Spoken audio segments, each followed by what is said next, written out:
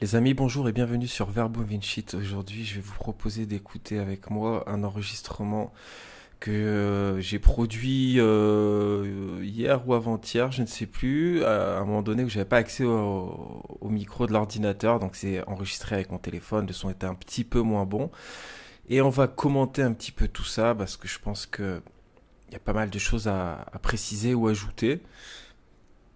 On va d'ailleurs commencer sans plus attendre. Bienvenue. En tout cas, vous l'avez compris avec le titre. Ici, aujourd'hui, on va parler du traditionnalisme et principalement de ses principaux problèmes. C'est parti.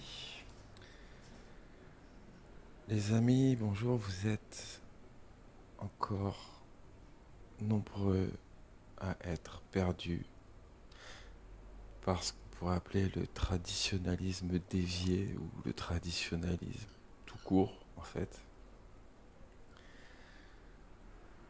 Ce n'est pas la solution. C'est une voie que j'ai suivie moi-même. On a tous écouté, je pense, des traditionalistes pour se remettre dans le bain. On a tous démarré avec un traditionaliste catholique, un traditionaliste gnostique, un traditionaliste athée, un traditionaliste républicain, ou des, hein, évidemment, c'est conjugable au pluriel. Tous ces résidus de guénonisme qui pensent sincèrement, hein, on ne parle pas de serpent ici, euh, que on est dans une époque où le mauvais progrès affronte la bonne tradition. Et donc on va retrouver des chaînes comme Géopolitique Profonde, on va retrouver des personnages un peu étranges comme Ravdinovitch, qui est beaucoup écouté par tout le monde, pas uniquement des juifs, puisqu'il est de confession juive et d'ailleurs assume totalement son suprémacisme régulièrement, hein, parce que j'ai écouté pas mal de vidéos de lui ces derniers jours. Il va pas avec le dos de la cuillère sur le statut de peuple élu. Alors, première remarque, c'est un sujet épineux, vous vous en doutez bien. Euh, ce problème, on l'a déjà vu dans le direct qui s'appelle la Bible des aveugles. Ça fait partie des sujets, malheureusement, à part sur quelques très rares chaînes ultra complot, diront certains, vous ne l'entendrez pas. Le problème, c'est que ce suprémacisme, dans les écrits sacrés d'un judaïsme rabbinique, ou plutôt du judaïsme rabbinique, puisque c'est dès le Talmud, bah, c'est vital pour bien comprendre ce qui nous arrive, hein. On va avoir une grosse opposition à partir du Christ entre deux formes de monothéisme pendant des siècles avant la naissance de l'islam, qui va un petit peu se greffer entre les deux finalement, dans le fond et dans la forme. Autre sujet, euh, avec cette opposition judaïsme-christianisme. Judaïsme, on a un peuple élu, on a intrinsèquement un peuple supérieur, alors c'est devenu quelque chose de plus ou moins génétique après le Christ, alors que finalement, dans la Torah, hein, ça s'inspire de la Torah, évidemment, ce statut de peuple élu, ça nous indique tout simplement qu'il y a une avance spirituelle, effectivement, il faut bien l'admettre, du peuple juif à l'époque, avant le Christ, sur le reste du monde, puisqu'il va mettre en place ce monothéisme qui est euh, source de bien des avancées sociales et certains diront philosophiques, je vais plutôt dire métaphysiques, de notre époque. On l'a vu en large et en travers sur cette chaîne qu'apporte la genèse, la cosmogonie juive par rapport aux autres formes de cosmogonie. On a enfin un Dieu qui existe depuis toujours et qui précède la matière, qui est supérieur à la matière, ce qui n'était pas le cas dans les cosmogonies polythéistes par exemple. On a un Dieu qui arrive après plusieurs générations de dieux et qui va ordonner une matière préexistante. D'ailleurs, il faut savoir lire la Genèse correctement. C'est même pas le cas de la plupart des juifs traditionnalistes avec leur mauvaise compréhension du tohu-bohu qui va parfois même être traduit avec cette vision mauvaise, fausse dans le christianisme et faire croire aux gens que avant Dieu il y a quelque chose. Hein. Non, pas du tout. D'abord il y a Dieu, ensuite il y a tout le reste. Puisque Dieu est éternel. Dans les deux sens temporels du terme, ça veut dire qu'il existera toujours, mais qu'il existe depuis toujours aussi, bien avant tout le reste, finalement. Avant notre univers, si vous préférez.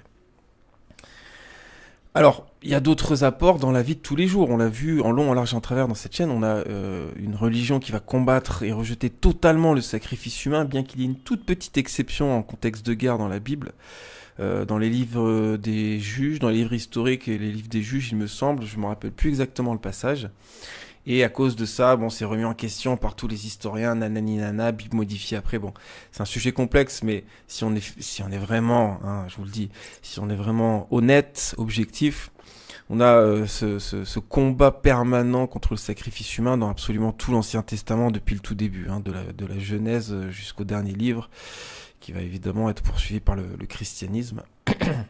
Et c'est le christianisme, suite logique du judaïsme, qui va faire arrêter le sacrifice humain dans beaucoup de pays, hein, pendant la christianisation du monde. Alors, il y en a d'autres, hein, on va rejeter totalement la magie, hein, on arrête avec cette séparation artificielle en fait entre magie et sorcellerie, qui vient du polythéisme, hein, dans l'animisme on pourrait dire que tout est sorcellerie, quelque part. Avec le polythéisme, on avait séparé, notamment avec une loi romaine 5 siècles avant Jésus, la magie de la sorcellerie, mais au final, bon, c'est pareil, d'un point de vue monothéiste bien compris, il n'y a pas de magie qui tienne, tout ça c'est à la poubelle en fait. Ça c'est une avancée majeure, très significative dans l'histoire de l'humanité. Bon, c'est mal compris à notre époque où tout nous invite à revenir à la magie et vivre les sorcières, hein, dans notre culture qui est devenue une icône féministe avant tout, mais qui invite évidemment les gens inconsciemment à replonger dans la pratique magique, l'animisme, le néopaganisme, etc. Hein. Vous tapez sorcière sur Radio France, vous allez voir qu'il y a 285 articles qui revalorisent totalement l'image de la sorcière et les pratiques de la sorcellerie qui vont avec des invités, des sorcières, hein, explicitement, comme Hécate la sorcière. C'est marrant de voir sur le service public des prismes très souvent, un paradigme très souvent athée, scientistes diront certains, et malgré tout on va inviter des sorcières en les plébiscitant, hein, alors c'est pas pour les critiquer quoi. Bon bref, vaste sujet que le symbole de la sorcière de nos jours. Mais voyez tout ça comme des retours en arrière par rapport au judaïsme, qui va apporter bien d'autres choses positives, la pudeur, la vraie pudeur, hein, qui est très puissante dans le monothéisme normalement. Alors ça peut donner quelques excès dans certaines formes de monothéisme, qui vont accompagner plusieurs religions. Je pensais pas uniquement au voile intégral musulman, hein. On a même l'équivalent chez certains juifs orthodoxes d'ailleurs, il y a juste le nom qui change. Mais la pudeur, c'est une avancée significative dans l'histoire de l'humanité, hein, qui va se mettre en place aussi en partie à partir du mythe d'Adam et Ève, mais qui tranche un petit peu avec ce qu'on avait dans le païen avant. Il y a beaucoup d'autres choses, le rapport à la prostitution qui va beaucoup évoluer grâce au monothéisme juif. Ça n'empêche pas qu'il y ait des prostituées dans l'Ancien Testament d'ailleurs, mais bon, c'est très mal vu. Une forme de sexualité très pure, très hétérosexuelle. Bon, voilà, pour moi, vous le savez, l'homosexualité c'est quelque chose qui était normal. Et la bisexualité, et la pédérastie. Alors, on n'est pas forcément pédéraste quand on est homosexuel, me faites pas dire ce que j'ai pas dit. Cependant, on voit que c'est souvent lié, hein, que vous l'admettiez ou pas, si vous étudiez sérieusement l'histoire de la sexologie, je sais pas comment dire ça, vous allez voir qu'il y a souvent un gros rapport, et toujours à notre époque d'ailleurs, hein. Y a un livre très intéressant de Arthur Evans, je crois, dont j'ai oublié le titre, qui est un militant homosexuel très important aux États-Unis dans la période des années 70, 80, 90 et même 2000, 2010. Il a milité jusqu'au bout, il est mort il y a quelques années. Arthur Evans, il a écrit un livre complètement à la fois néo-païen et pro-homosexualité, dans lequel il vantait les mérites de la pédérastie, hein. Et d'ailleurs, voilà, dans les mondes païens, on était à la fois bisexuel et pédéraste bien souvent, hein, notamment chez les Grecs, beaucoup, un peu chez les Romains aussi, même si ça s'est un petit peu arrangé, oserais-je dire, au cours du temps. Il y a d'autres choses à dire, bien sûr, sur ce sujet de ce que va amener le judaïsme, qui va être parachevé par le christianisme. Mais je vous invite à faire des recherches, c'est des sujets un peu... voilà, hein, il faut faire le taf correctement et on l'a un petit peu fait sur cette chaîne avec cette analyse de la Tanya, la Bible des Chabad Lubavitch. Dans la vidéo du Direct 53, là où je sais plus combien le titre, le numéro, pardon, la Bible des aveugles, mais étudier ce suprémacisme talmudo-kabbaliste qui va se mettre en place dans le Talmud, puis dans le Zohar, hein, c'est intrinsèque à la Kabbale, ça, hein, c'est pour ça que c'est plutôt amusant de voir des gogoys pratiquer la Kabbale au jour d'aujourd'hui et penser que c'est compatible avec le christianisme. C'est complètement, viscéralement empreint de suprémacisme J dès les premiers livres qui la constituent, hein, en fait. Hein, c'est issu du Talmud, de toute façon, la Kabbale cite le Zohar et compagnie, allègrement le Talmud régulièrement. Il n'y a pas de Kabbale sans Talmud. C'est pareil, on peut pas ignorer ça au jour d'aujourd'hui, donc on peut pas être kabbaliste et chrétien. La Kabbale, c'est la gnose du Talmud, en fait, hein, c'est comme ça. Donc, on va avoir la même chose dans le Tanya, donc qui va mélanger Talmud et Kabbale, mais renseignez-vous correctement, en fait, les gars, faites de l'histoire, arrêtez avec vos occultistes du dimanche, renseignez-vous correctement sur l'histoire et ce qu'on trouve dans les livres, entre guillemets, sacrés, des grandes civilisations qui modèlent ce monde. C'est pas dur, hein, de chercher, je sais pas, vous avez des intelligences artificielles pour commencer, après il faut vérifier, mais vous pouvez commencer par ça. Parle-moi du suprémacisme dans le Talmud, parle-moi du suprémacisme dans le Zohar, parle-moi du suprémacisme dans la Tanya, parle-moi du suprémacisme intrinsèque au judaïsme post-Christ, post-Jésus-Christ. C'est intrinsèque à cette culture, en fait. Parce que c'est dans tous leurs écrits sacrés. Donc pour résumer, pour ceux qui n'ont pas écouté ce fameux direct, la Bible des aveugles, le gogoï, il est issu de sphères impures, maléfiques, sataniques, uniquement. C'est-à-dire que intrinsèquement, c'est de la merde, c'est du démon pour eux. Hein, le peuple des nations, comme ils disent. Alors que eux sont constitués à la fois certes de sphères impures, mais de sphères divines, hein, pour faire un gros résumé. Donc eux, ils ont une possibilité de choisir entre le bien et le mal. Nous, on est condamnés dans le mal, dans leur lecture. On est mauvais quelque part et inférieur, très explicitement, intrinsèquement. Hein, c'est comme ça. Et ça, c'est une des bases de cette religion qui anachronise ce statut de peuple élu après le Christ. Puisque après le Christ, justement, le peuple élu, c'est celui qui accepte le Messie prophétisé dans tout l'Ancien Testament, hein, c'est-à-dire le chrétien, tout simplement. De vastes sujets, on a déjà vu ça en long, en large, en travers sur cette chaîne, mais ça devrait être la base, en fait, ça, de toutes les personnes qui veulent comprendre ce monde. Parce que ce suprémacisme talmudo-kabbaliste, il est à la base de tout ce qui se passe autour de vous depuis des siècles. Hein, principalement depuis 1000 ans, après la conversion khazare, où les infiltrations ont été rendues faciles par le fait qu'on n'avait plus en face des sémites, mais des caucasiens, hein, factuellement. Donc des personnes qui pouvaient se faire passer pour nous, entre guillemets, beaucoup plus facilement. Mais vaste sujet, parce qu'il faut le dire aussi, il y a beaucoup de choses qui sont pourtant interdites dans le Talmud, qui vont complètement être rendues légitimes par la Kabbale, qui a pourtant pour base le Talmud. Mais ça c'est pareil, hein, c'est aussi le rapport que peut entretenir le Talmud avec la Torah, qui va censé être un accompagnateur de la bonne compréhension de la Torah, mais qui va la contredire en long, en large, en travers, et inventer des choses sur la Torah qui n'y sont pas très, très régulièrement. C'est aussi le cas de la tradition catholique. Hein.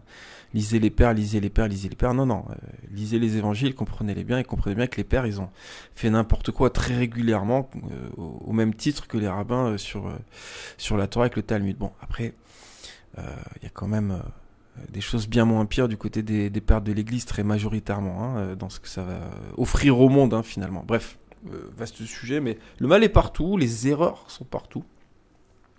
Donc je suis pas là en train de dire on a tout raison, ma culture a toute raison, il y a une culture du mal, parce que c'est bien plus complexe que ça. Il y a beaucoup de conversions au cours des siècles, un christianisme sincère, il y a beaucoup de choses à dire, et les conversions forcées d'ailleurs vont produire l'effet inverse, hein, vaste sujet aussi. Mais voilà, gardez en tête que s'opposeront, tant que ce ne sera pas réglé, un monothéisme suprémaciste avec un peuple élu qui ne peut que finalement avoir une volonté de contrôler, hein, derrière cette réparation du monde, il y a c'est nous qu'on doit tout faire parce que vous êtes mauvais intrinsèquement. Et un monothéisme universel qui veut que tout le monde soit égaux face au Christ. Donc, soit tu acceptes et t'incarnes les enseignements du Christ, soit t'es pas chrétien, on va essayer de te faire comprendre que c'est la seule voie. Mais quelle que soit ta race, quelle que soit ta religion, quelle que soit ta religion, non, mais quelle que soit ta couleur, quelle que soit ton ethnie, quel que soit ton sexe, il n'y a plus de juifs, il n'y a plus de grecs, il n'y a plus de femmes, il n'y a plus d'hommes, il n'y a plus de maîtres, il n'y a plus d'esclaves. On est censé être tous égaux face au Christ, qui est notre, en quelque sorte, en tant que chrétien, seul prêtre, seul père, seul conducteur. Pas seul père, mais seul maître, seul conducteur, seul messie, et seule incarnation de Dieu sur terre, seul prophète ultime, etc., etc. Bref. Continuons, mais cette base, il faut bien la saisir. Hein. Alors, évidemment, il y a beaucoup de J qui ne sont pas du tout suprémacistes, notamment beaucoup de J athées. Il y a même il y a de tout. Hein. Il y a des J athées qui sont suprémacistes, il y a des J orthodoxes qui ne le sont pas, qui arrivent à occulter certains passages de leur littérature sacrée. Enfin, c'est très compliqué au final tout ça. Vous voyez que dans chaque religion, il y a un peu tout. Donc ici, justement, le but du jeu, c'est de ne pas condamner dans l'essence, dans la génétique, pas comme ils le font eux finalement. Hein.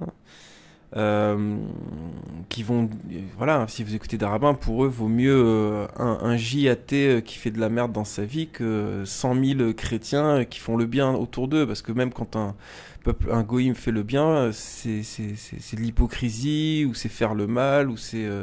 Enfin bon, ça donne ce genre de point de vue, malheureusement, chez certains en tout cas. Mais on va poursuivre l'enregistrement, je voulais juste que vous compreniez bien tout ça, et que ça ne condamne personne intrinsèquement, et que au final tout se résume à est-ce que vous avez compris, est-ce que les problèmes, est-ce que vous avez compris du coup les solutions qui peuvent aider, quelle que soit votre race, votre couleur, votre sexe, votre classe sociale, etc.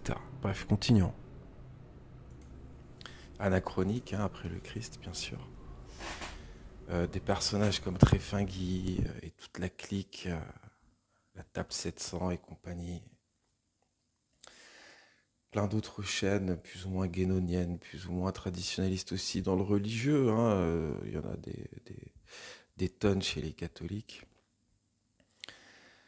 Et souvent, en bout de course, ça va donner ce point de vue, les méchants, c'est les protestants, hein, des propos qu'on va retrouver chez Mike Borowski de Géopolitique Profonde, chez tous les catholiques, etc., etc. Si vous ne remontez pas à la source, ça ne sert à rien. Si vous ne conscientisez pas que votre propre forme de traditionnalisme, quel qu'il soit, est pilotée par du serpent, tout comme le protestantisme à notre époque, hein, notamment le protestantisme sioniste américain, qui va évidemment réintroduire l'usure il y a des siècles déjà, mais si vous captez pas que le catholicisme et la chrétienté européenne dès la fin du Moyen-Âge est aussi pilotée par la Kabbale, comme on l'a largement vu et prouvé sur cette chaîne, ça sert à rien.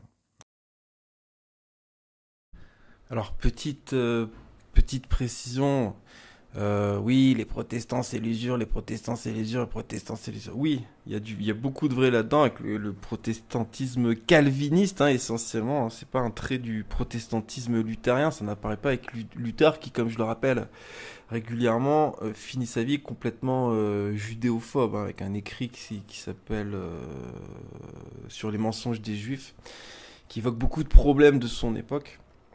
Je vous invite à vous renseigner sur cet ouvrage pour voir d'où naît vraiment le protestantisme aussi, hein, parce que le protestantisme, jusqu'à preuve du contraire, le papa c'est Luther, c'est pas Calvin. Maintenant, qui introduit vraiment l'usure en terre chrétienne, c'est bien avant les protestants, c'est les Templiers. Hein. Vous allez voir que en fait l'usure, elle est c'est une anachronisation de la Torah, hein, une époque où il n'y a que des peuples païens polythéistes ou alors animisto-polythéistes autour de ce peuple hébreu qui essaie de constituer son état monothéiste. On va légitimer l'usure pour les autres. Ça légitime beaucoup de choses, ça, hein, d'être le peuple élu au sens propre et de manière véridique à une période précise.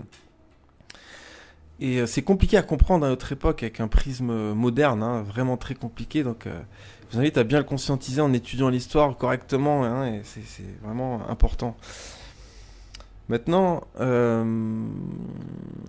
ça devient complètement anachronique après le Christ, hein, tout ça. Ça devient complètement anachronique avec le Christ, donc l'usure va devenir très mal vue en terre chrétienne. Mais quelle est la première banque mondiale centralisée, oserais-je dire, qui pratique l'usure à partir de l'ère Khazar? Moi j'appelle ça l'ère moderne, moi je l'appellerais bien volontiers l'ère Khazar. Mais bon, après l'an 1000 si vous préférez, après le millénium du Christ, bah, c'est les Templiers en fait. Hein, donc renseignez-vous correctement, hein, puisque je m'étais pris la tête avec un utilisateur de Twitter sur le sujet des Templiers qui me sortait que c'était une banque anti-usure, je sais pas quoi, mais pas du tout. Ils pratiquaient l'usure à foison, c'est ça qui les a enrichis, les Templiers. D'ailleurs, il y avait du Khazar derrière les Templiers. Vaste sujet aussi qu'on a abordé 1000 fois, mais Templiers égale première forme de rosicrucianisme européenne. Première gnose moderne européenne pilotée par les Khazars, etc., etc. Vaste sujet, quoi. Bref, voilà l'usure. Les petits catholiques, souvent pro-templiers d'ailleurs, hein, même quand ils sont royalistes, c'est quand même bizarre, qui nous parlent de euh, protestantisme, c'est le mal, c'est le mal, c'est le mal, c'est le mal. Vous voyez le mal chez vous aussi, parce que l'usure, il y en avait déjà chez les templiers bien avant les protestants, le protestantisme. Hein, si vous critiquez la paille dans l'œil de votre voisin sans voir la poutre dans votre slip et pas du bon côté, bah ça sert à rien en fait. On continue de stagner, on continue de euh, bouffer de la propagande de serpent et on continue de s'entre-diviser entre nous. Et pour reprendre mon image fleurie, on continue de la voir dans voilà. Ayez comme boussole le Christ qui lui-même va combattre le traditionnalisme pharisien hypocrite de son époque. Si vous ne comprenez pas qu'il y a ce message aussi qui est un des plus importants du Christ dans les évangiles, dans les épîtres, avec cette remise en question de la Torah qui va être continuée après le concile de Jérusalem par Paul et compagnie, vous ne comprenez pas vraiment le christianisme.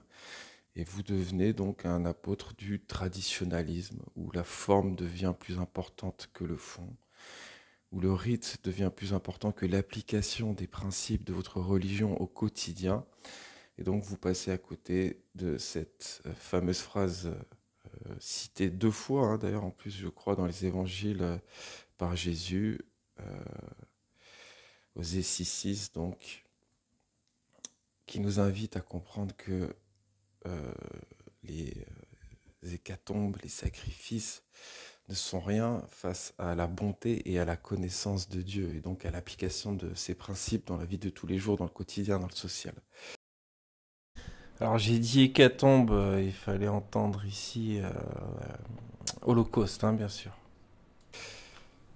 Donc on est tous passés par cette phase, et je pense très honnêtement que la plupart des gens vont rester dans cette phase tradition contre progrès jusqu'à la fin, très souvent avec un nationalisme lui aussi hein, qui va naître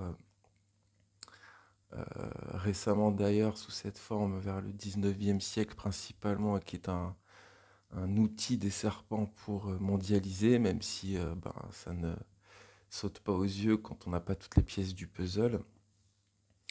Euh, avec toute cette branche de la dissidence pro-Poutine ou pro-Trump qui ne conscientise pas que malheureusement ces deux personnalités font partie du plan et le font consciemment. Hein. Ce sont des apôtres du messianisme aveugle, du machianisme si vous préférez.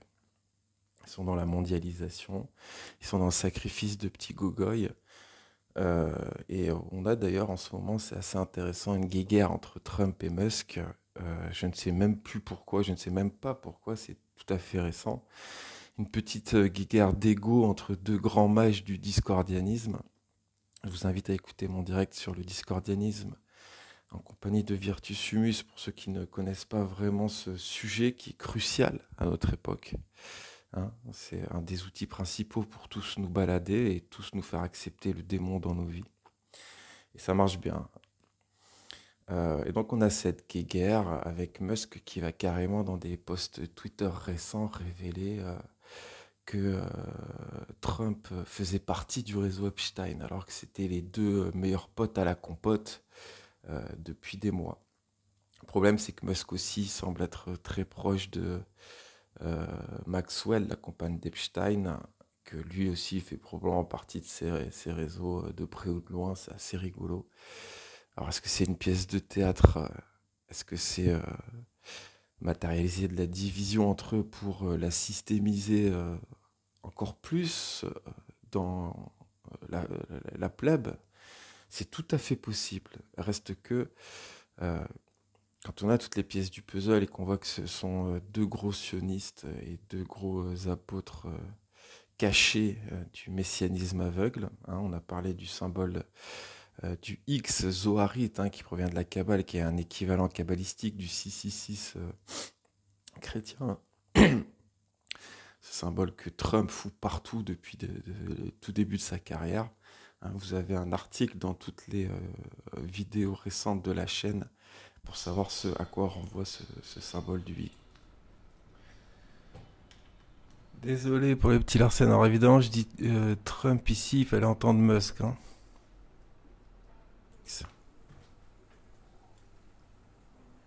La solution, c'est pas le traditionnalisme. Ça ne le sera jamais, même si je l'eus cru moi-même. Mais ça fait longtemps que j'ai capté qu'il y a un bon et une mauvaise tradition et un bon et un mauvais progrès. Dans les deux cas, si ça applique correctement les principes du christianisme, c'est viable. Si de près ou de loin ça s'en écarte ou ça les contredit, c'est à foutre à la poubelle. C'est pas compliqué. Ayez pour boussole le Christ, le christianisme pur, le christianisme primitif tel qu'il était enseigné et pratiqué au 1er siècle, tout simplement, puisque ça va commencer à dévier dès la moitié du 2e siècle, notamment avec le protévangile de Jacques. Et d'ailleurs, on avait des faux prophètes et des loups, comme l'expliquent les évangiles ou l'Apocalypse, dès les premières décennies du christianisme, en vérité.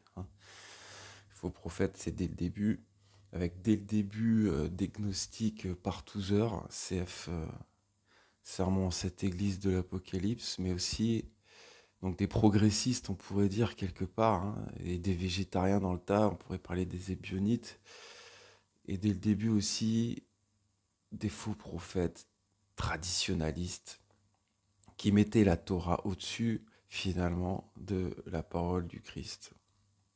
Vaste sujet, le rapport du chrétien face à la Torah, mais bon, au bout d'un moment, si vous en avez pas assez de vous faire balader, par exemple par des néo-nazaréens ou autres, ou de la Kabbale pseudo-traditionnelle, puisqu'on a toujours ce discours, oui, la Kabbale, c'est pas de la magie, ce qu'en ont fait les gens, c'est de la gnose, de la magie, c'est pas bien, mais il y a une vraie Kabbale qui existe depuis toujours, qui était pratiquée par Moïse, puis Jésus, puis Paul. Je l'ai lu ne serait-ce que hier sur un site de chrétiens néo-nazaréens.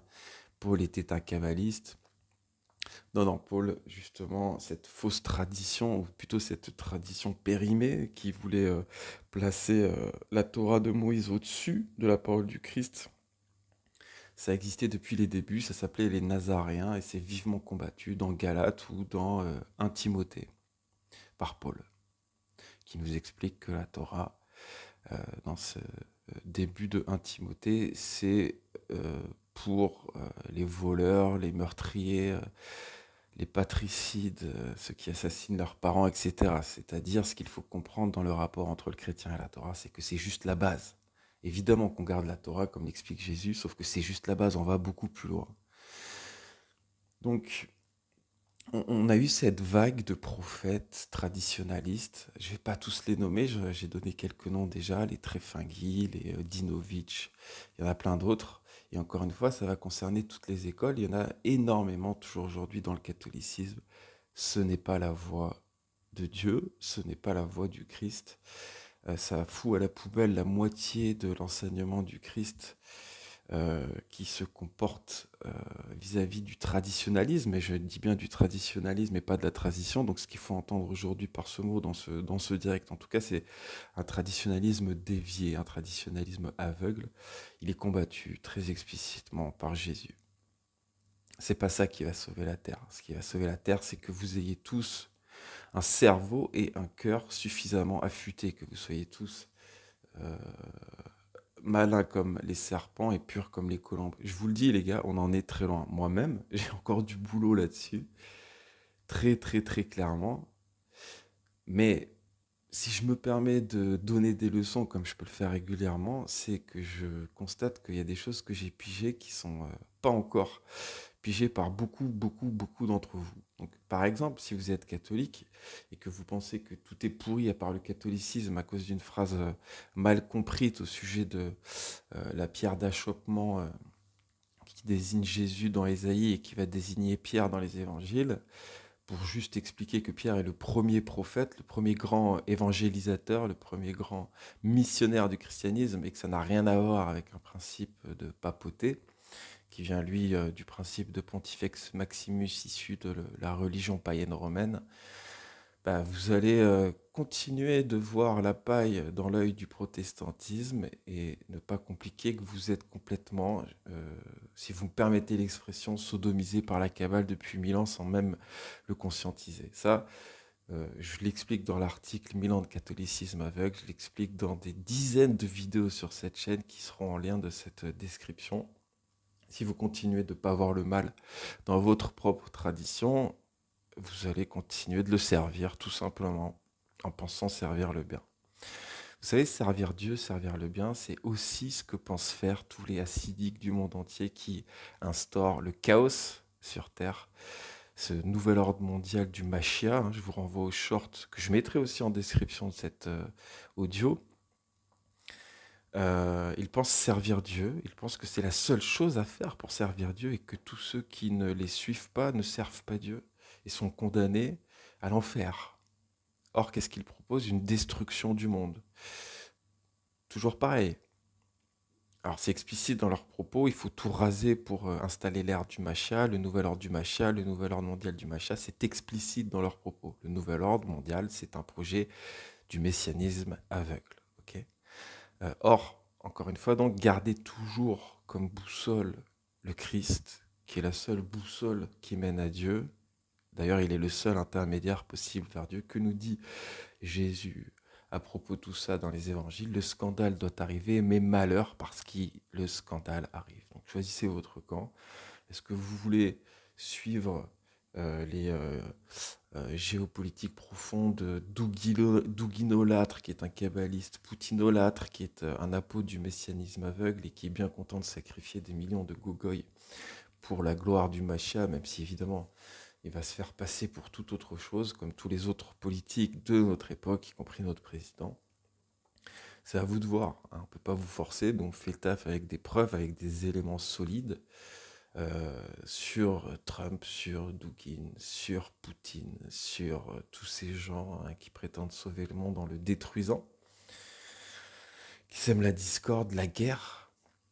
Sur Netanyahou, il y a beaucoup de complotistes qui se sont complètement laissés berner par le plan Kalergi et qui donc sont vraiment dans ce paradigme à cause aussi peut-être de ce qu'ils ont vécu quand ils étaient au collège et qui n'arrivent pas encore à surmonter. Islam égale méchant et les juifs sont nos frères aînés qu'il faut suivre et aider. Hein, ce principe mis en place par les papes du XXe siècle, Jean XXIII, Paul VI, Jean-Paul II, Benoît XVI et Bergoglio, qui contredit une des bases mêmes du christianisme, à savoir la théologie de la substitution, qui est intrinsèque au christianisme dès les évangiles, dès les épîtres, et qui, quand on le contredit ou ne le comprend pas, nous fait nous écarter d'une vraie compréhension de ce qu'est le christianisme, à savoir un remplacement du judaïsme, ou enfin l'Israël nationaliste de l'époque, si vous me permettez quelques anachronismes dans les termes qui permettent de comprendre, est remplacé par l'Israël spirituel, c'est-à-dire le christianisme. Voilà, tous ces sujets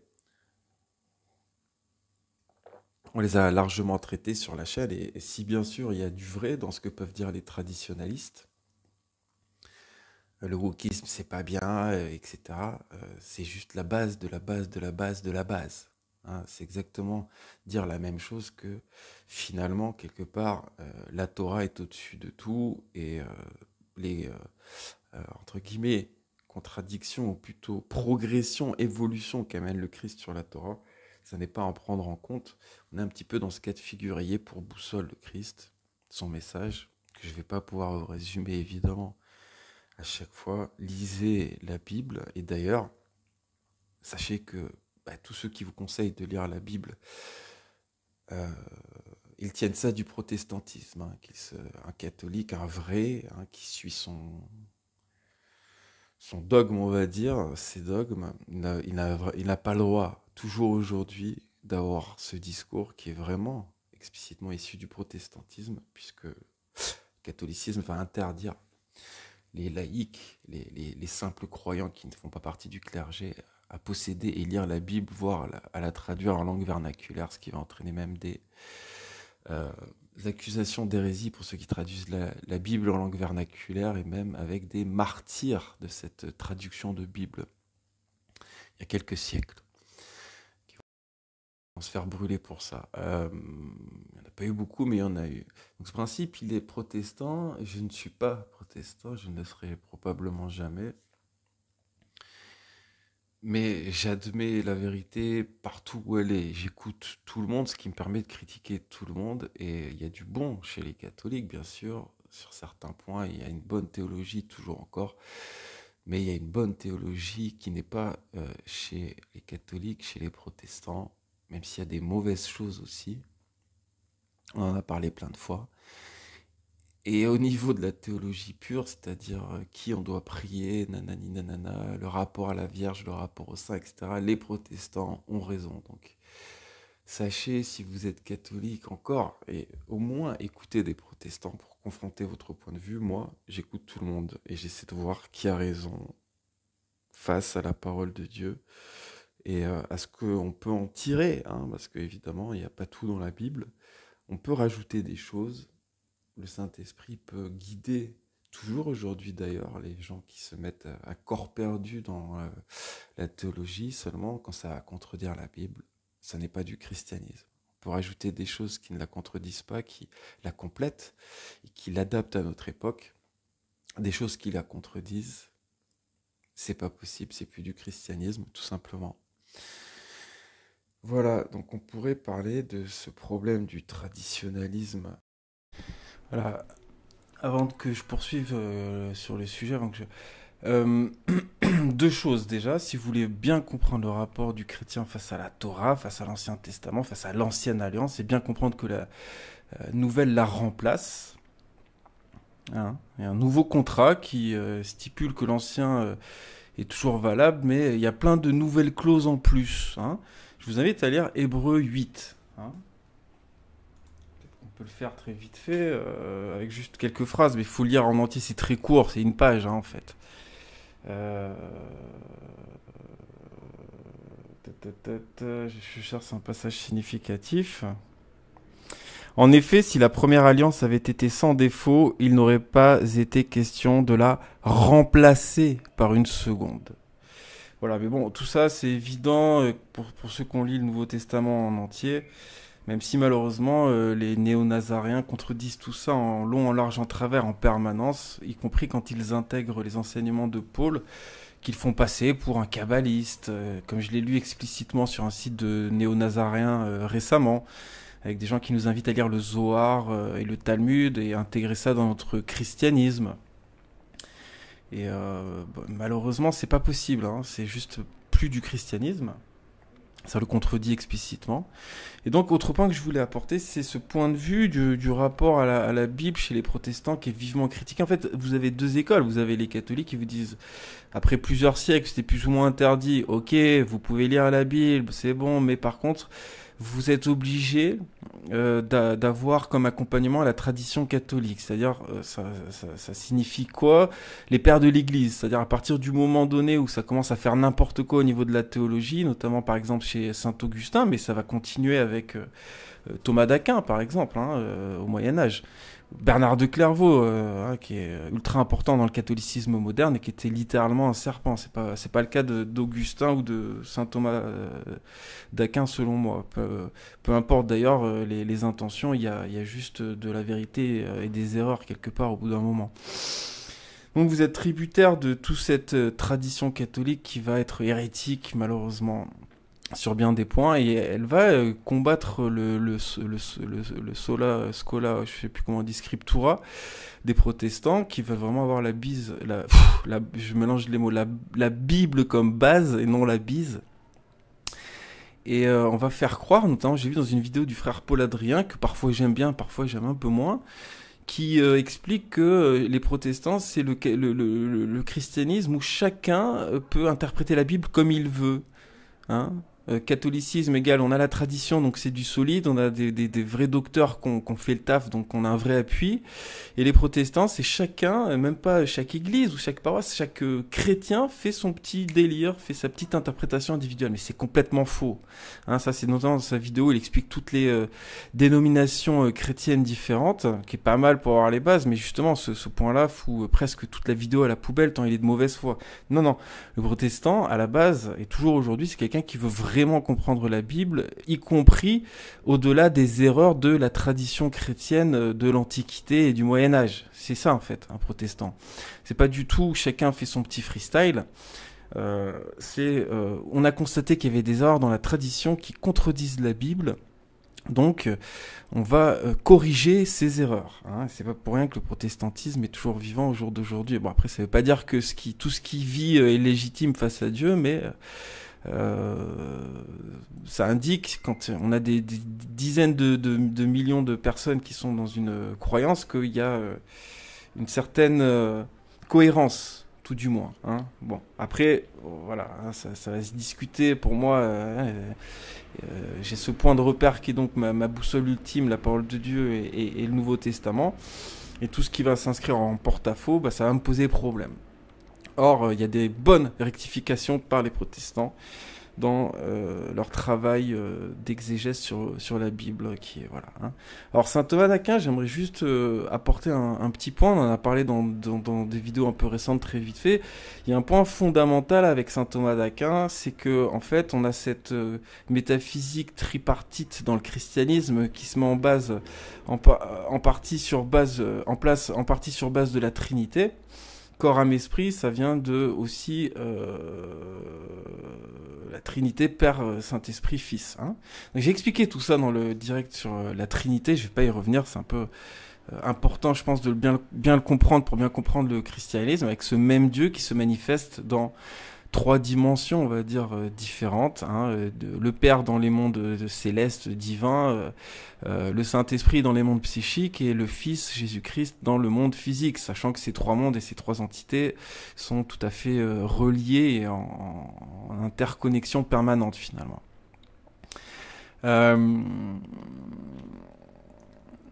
Qu'est-ce que je voulais dire? Je sais même plus, je suis perdu. Il y a beaucoup de sujets différents dans cette vidéo, vous me pardonnerez finalement. Beaucoup de tunnels. Oui, on va calquer, donc, y compris dans les propos de Paul dans un épître, cette trinité. Alors le terme n'existe pas à l'époque, me faites pas dire ce que j'ai pas dit, mais elle est intrinsèque, même au judaïsme bien compris, puisqu'elle est manifeste dès la Genèse, comme je l'expliquais dans mon live sur la Trinité. Et le problème, c'est qu'avec saint Thomas d'Aquin, on va transformer cette tripartition qui permet d'avoir un point de vue synthétique aussi, hein, de pas se faire cabaliser par 2 pôles différents et cette gestion des contraires permanents, cet ordo ab chao permanent proposé malgré nous par la Kabbale. On peut s'en sortir quand on arrive à synthétiser et se mettre au-dessus de 2 polarités pour savoir, tiens, dans la tradition, qu'est-ce qui est bon, qu'est-ce qui est mauvais, dans le progrès, qu'est-ce qui est bon, qu'est-ce qui est mauvais, qu'est-ce qui, toujours pareil avec la boussole du Christ, contredit la parole de Dieu ou pas. Qu'est-ce qui est vraiment l'humain sur Terre aussi, il n'y a pas que le salut et le salut de son âme dans sa vie, il y a aussi ce qui se passe sur Terre. Hein. Donc, avec saint Thomas d'Aquin, on va transformer cette tripartition de l'homme en dualisme, en fait. Hein. Parce que saint Thomas d'Aquin, il va nous expliquer que on n'a qu'un corps et qu'une âme, en fait. Hein, explicitement, on aura peut-être l'occasion de faire un live entier là-dessus, faites vos recherches. Je vous invite, pour en savoir un peu plus sur le sujet, à lire un petit échange que j'ai eu avec Van der Hecken, qui a laissé un petit commentaire sur la fac numéro 15, hein, l'avant-dernière fac et révélation. On a eu un petit échange très intéressant que je vous invite à lire pour bien comprendre que, avec saint Thomas d'Aquin, malheureusement, on fout le lien avec Dieu à la poubelle, en fait. Soi-disant pour responsabiliser l'homme, ou je ne sais pour quel prétexte, pour qu'il y ait plus de morale, je ne sais plus pour quel prétexte. Le problème, c'est que c'est à cette période-là, et en partie à cause de ça, qu'il va y avoir beaucoup moins de morale dans les comportements de l'homme, finalement. Et on va s'écarter explicitement de Dieu. C'est la même période où on enlève le vin pendant l'Eucharistie, donc on enlève ce qui est symbole explicite dans la Bible, dans le Nouveau Testament, de la Nouvelle Alliance, la rédemption des péchés, etc. Hein, je vous invite à bien lire l'évangile de Jean, c'est tout à fait explicite. Et voilà, on n'a plus ce rapport avec Dieu, on n'a plus Dieu en nous. Hein, Christ vit en nous, nous explique Paul. Si on a juste une âme et juste un corps, on est seul face à nous-mêmes et on n'a plus cette interaction permanente, ce choix de suivre la voie de Dieu. Et c'est très problématique. C'est aussi ça, une des bases de l'athéisme, du naturalisme. Tout ne démarre pas ni à Descartes ni à Spinoza. Ça démarre véritablement ici avec cette aristotélicisation, si j'ose dire, du christianisme. On transforme le christianisme en philosophie, en fait. Hein, et ça, c'est... quand on comprend bien Paul, très problématique. On s'écarte de la sagesse de Dieu avec la philosophie des hommes. Donc, j'ai parlé de tout ça déjà dans plein de vidéos sur cette chaîne. Je peux pas tout expliquer. Il y a de quoi faire en fouillant ici, hein, surtout dans les derniers mois, les 1 an et demi qui viennent de passer. Hein, parce qu'il y avait des erreurs au début qu'on a rectifiées en cours de route. Comme je l'ai aussi signalé plein de fois. Ce problème de transformer la tripartition chrétienne en dualisme anthropomorphique, oserais-je dire, c'est un des problèmes majeurs de notre époque, en fait. Hein, encore une fois, désolé, saint Thomas d'Aquin, il n'a pas apporté que des bonnes choses. D'ailleurs, il n'a rien apporté de bon qui n'existait pas avant lui, et il a apporté des mauvaises choses. Pour moi, hein, de ce que je peux connaître de lui, j'ai pas lu sa somme théologique en entier. De toute façon, on peut pas la lire en entière puisqu'elle est inachevée. Hein, je rappelle qu'il a fini après une extase mystique complètement mystifiée et qu'il est mort dans la foulée de son extase. Hein. Ça, c'est aussi problématique quelque part pour moi, d'ailleurs.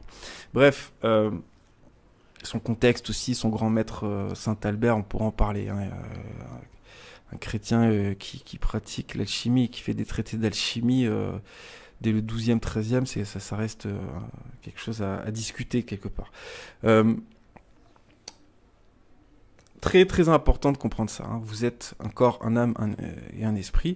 Et d'ailleurs, on est toujours dans ce paradigme, on n'est que bigou, hein, on n'est que composé de soit suivant les jargons, une âme et un corps, ou alors un esprit et un corps, parce que ces deux termes vont devenir interchangeables dans cette vision métaphysique, oserais-je dire aussi dualiste, et qui contredit tout à fait la Bible, hein, tout simplement, qui est vraiment un événement charnière dans l'histoire humaine, hein, pour moi. Donc voilà, je sais même plus de quoi j'étais parti finalement, mais gardez en tête que la vérité, elle est partout, et le mensonge et les erreurs, elles sont partout aussi à notre époque, et que tout ça, c'est bien au-delà des institutions. Hein, voilà. Donc si vous cherchez la meilleure institution pour sauver votre âme, pour moi, vous êtes dans une problématique qui fait que vous n'allez pas la sauver, hein, tout simplement. La vérité, elle est largement au-dessus des institutions. C'est d'ailleurs ce que voulait instaurer aussi le Christ en partie avec son ministère, hein, qui nous invite à à dépasser le traditionnalisme, hein, puisqu'il a farouchement combattu, non pas contre le judaïsme, hein, et on peut pas être chrétien et antisémite intrinsèquement, ou nourrir un antisémitisme primaire. Il combattait le pharisianisme, il combattait pas la tradition, il combattait le traditionnalisme, il combattait la tradition déviée de son époque, c'est-à-dire les pharisiens, les sadducéens, etc. Voilà, voilà. Allez, on va poursuivre. Je réfléchis juste. Bon, il y a beaucoup, beaucoup, beaucoup de sujets assez lourds sur cette vidéo qui mériteraient chacun beaucoup plus d'explications. Mais les gars, si vous n'avez pas les clés pour tout comprendre, si vous débarquez, si vous êtes nouveau, vous mettez pause, vous faites des recherches. Je ne peux pas citer toutes les références. Par exemple, pour Thomas d'Aquin, comment ça se fait dans sa tête, ce travail de dire il n'y a plus d'esprit finalement, ou alors l'esprit et l'âme c'est pareil, c'est la même chose, et on va arriver à des genres de considérations, par exemple, de type âme haute, âme basse. Non, non. On a un corps, une âme et un esprit. L'esprit, ça correspond à cette parcelle, cette fraction de Dieu en nous. Christ vit en nous, encore une fois. Libre à nous de l'écouter ou d'écouter la voix du monde, des mondanités, du système, du mensonge, du mal, de Satan, si vous préférez. Donc une âme qui est l'espèce de lien entre le monde divin et le monde psychique. Bon voilà, c'est très mal résumé, mais j'explique tellement ça sur des heures finalement dans le live sur la Trinité que je vais pas y revenir. Allez, on va continuer. À notre époque, qui est très majoritairement une espèce d'application de Guénon et du pérennialisme, mais dans toutes les doctrines possibles. On va le retrouver chez les musulmans, on va le retrouver chez les catholiques, on va même le retrouver chez les protestants aussi, on le retrouve chez les républicains athées ou agnostiques, on le retrouve partout. Alors, très vite fait, Guénon, finalement, il va juste réactualiser cette espèce de rapport avec la tradition. D'ailleurs, avant lui, encore une fois, Anacalepsis, le livre qui plus ou moins met en place le pérennialisme au début du 19e siècle, dans les années 30, 1830, il me semble. Anti-chrétien, intrinsèquement, cet ouvrage, évidemment. Avec ce concept de tradition primordiale, d'âge d'or, etc., qui serait dans le passé, on a déjà parlé 1000 fois ici. C'était hérésie manifeste, on va dire, qu'il faut bien comprendre. Mais voilà, Guénon, il va influencer profondément tout le monde à notre époque, hein, au XXe siècle. Je l'explique un petit peu après, mais très vite fait. Et on le retrouve partout finalement, hein. Beaucoup de musulmans adorent Guénon parce qu'il a fini soufi. Beaucoup de catholiques ou de chrétiens ou de gnostiques pseudo-chrétiens adorent Guénon. Beaucoup d'athées adorent Guénon. Des athées traditionnalistes, et oui, tout existe. Beaucoup d'agnostiques adorent Guénon, etc., etc., etc. Hein, ils sont tous guénoniens en fait. Toute cette école traditionnaliste de nouveaux prophètes qui est apparue finalement après le début de notre millénaire, elle est toujours guénonienne plus ou moins en fait. Mais en fait, ce guénonisme, il ne fait que réactualiser quelque part. C'est un espèce d'avatar guénon gnostique de cet état d'esprit qui est problématique depuis les tout débuts du christianisme. La Torah, la tradition, le traditionnalisme est au-dessus du progrès. Parce que le christianisme, c'est un progrès. C'est ça qu'il faut bien comprendre. C'est une évolution en fait. Hein? C'est oui, on fait le tri sur tout ce qui a été fait avant. C'est pour ça qu'on a du sacrifice humain dans le Christ. L'Eucharistie, il y a symboliquement un sacrifice humain qui est répété. Etc., etc. Beaucoup de choses qui sont issues de toutes les religions, de tout ce qu'il y a eu auparavant. Hein, même le fait de boire du sang qu'on pourrait rapprocher de certains rites animistes, chamaniques, etc. Oui, dans la forme, bien sûr. On va pas jouer il y a une source. Hein, qui est antérieur au christianisme. Ça, c'est indéniable, quel que soit votre avis, hein, on s'en fout, c'est historique si vous préférez. Maintenant, qu'est-ce qu'on en fait? Profondément quelque chose de différent au niveau de la forme, hein, puisque c'est justement parce que on a ce sacrifice ultime du Christ qu'on est censé ne plus avoir de sacrifice humain, hein, quand on applique le christianisme. etc. Et donc on a cette base qui transcende la tradition pour amener un vrai progrès. C'est encore une fois un mélange parfait entre la très bonne tradition et le très bon progrès. Et c'est quoi un très bon progrès? C'est un progrès qui nous invite à conscientiser que la vraie évolution de l'homme, c'est dans son rapport avec le monde, que ce soit avec les autres êtres humains ou avec le monde biologique, les animaux, la nature, etc., etc. Donc c'est ça le progrès. Le progrès, c'est pas le progrès technologique. Le progrès, c'est comment on gère la vie, la nôtre, celle de nos proches, celle d'un pays, celle d'une ville, celle du monde, comment ça se passe entre êtres humains, la paix, l'amour, l'égalité, la justice, etc. Les mœurs, etc., etc., etc. C'est à ça qu'on juge si une civilisation est évoluée. Hein, c'est pas du tout à son seuil d'évolution technologique, bien sûr, évidemment. Et ça, c'est mal compris hein, par beaucoup de personnes. Eh bien, je vous le dis, les amis, c'est de la merde, en fait. C'est de la merde. Alors donc, je parlais de Guénon, de son influence, mais encore une fois, le traditionnalisme aveugle, c'est de la merde. Il n'y a pas de bon traditionnalisme contre le mauvais progrès. L'humanité a toujours évolué. Il y aura toujours la science de Dieu, la religion, et elle est parachevée par le Christ. Et il y aura toujours la science pure. Il y aura toujours des mythes. En tout cas, il y a toujours eu des mythes pour expliquer par le symbole des choses scientifiques et théologiques.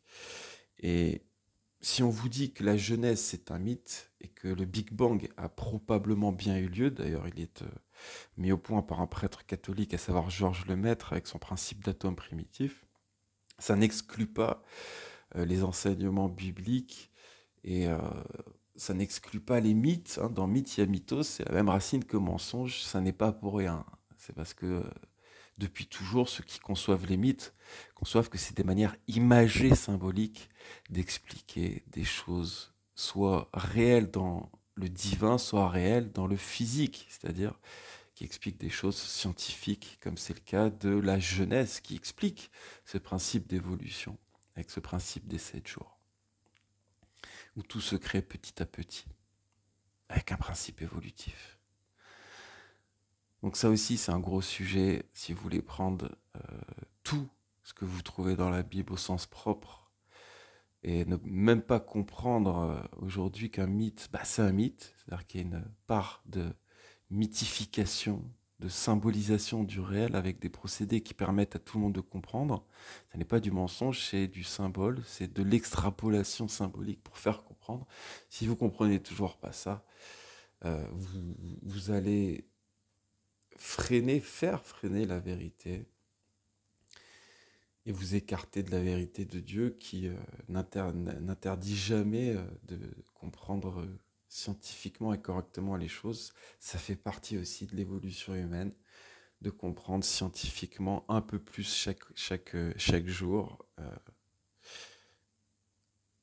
le monde physique et tout ce qui va avec, puisqu'il n'est rien sans monde psychique et monde divin. Ça renvoie d'ailleurs à la Trinité et la conception trinitaire de l'homme et de la grande totalité dans la métaphysique chrétienne, corps, âme, esprit, c'est dans les épîtres de Paul aussi, et c'est tout à fait reliable à la Trinité. Donc je vous l'ai expliqué sur 3-4 heures dans le live sur la Trinité. Qu'est-ce que c'est que la Trinité? C'est l'émanation du même Dieu dans les 3 mondes différents.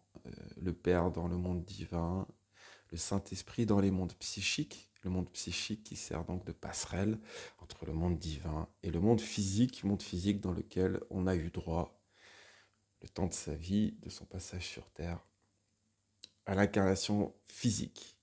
Et 3e hypostase de la Trinité de Dieu, Jésus-Christ, notre Sauveur, qui doit devenir votre seule boussole, ce qui va vous demander de vous plonger dans les évangiles et là où les catholiques vous demandent de les lire à la lumière des pères de l'Église, moi je vous dis arrêtez avec les pères de l'Église, arrêtez avec Saint-Augustin, arrêtez avec tous ces pères de l'Église du 3e, 4e siècle et après. Et encore pire pour Clairvaux ou Thomas d'Aquin qui complique tout pour rien, qui mélange ça avec Aristote, alors qu'on nous demande explicitement de séparer philosophie des hommes. Parce qu'on la considère comme erronée, hein, c'est des propos de Paul. et science, sagesse de Dieu. Je vous avais déjà fait une vidéo entière sur ce sujet. Il faut savoir les séparer, et il faut savoir aussi quand elles se rejoignent. C'est très compliqué tout ça, je vous l'accorde. Mais la philosophie d'Aristote ou autres ne sont pas forcément à foutre à la poubelle, mais ne sont pas à mélanger dans le christianisme pour concevoir le christianisme. Alors très vite fait, c'est juste pour vous expliquer que justement cet apport de Thomas d'Aquin de dire finalement on n'est qu'un corps et qu'une âme, ou qu'un corps et qu'un esprit, mais en donnant le même sens au mot âme et esprit, hein. Vous voyez au jour d'aujourd'hui, il y a des gens qui disent âme pour esprit ou esprit pour âme, hein, dans plein de formes de spiritualité différentes.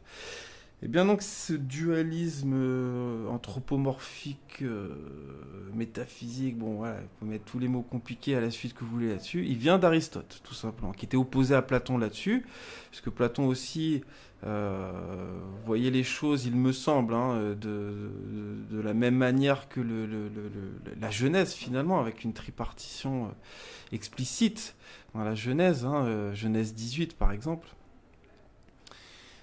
Là, sur la Trinité, pour ceux qui veulent plus de détails. Et donc, il va être parachevé cette tripartition, cette Trinité dans le christianisme. Elle existe avant le judéo-christianisme, dans la vallée de l'Indus avec un dieu tricéphale, la Trimurti indienne, mais c'est pas du tout la même chose. J'explique ça dans le live sur la Trinité. Et donc, cette dualisation qui fait reculer dans le progrès, le vrai, la conscience humaine à partir de saint Thomas d'Aquin, il vient de cette résurgence d'Aristote. Hein. Aristote, ça va devenir le penseur ultime du Moyen-Âge, d'abord chez les musulmans, chez les juifs aussi. Hein. Maïmonide était un aristotélicien, par exemple. Il était aussi un apôtre du noachisme, et une influence certaine de saint Thomas d'Aquin, d'ailleurs. Hein.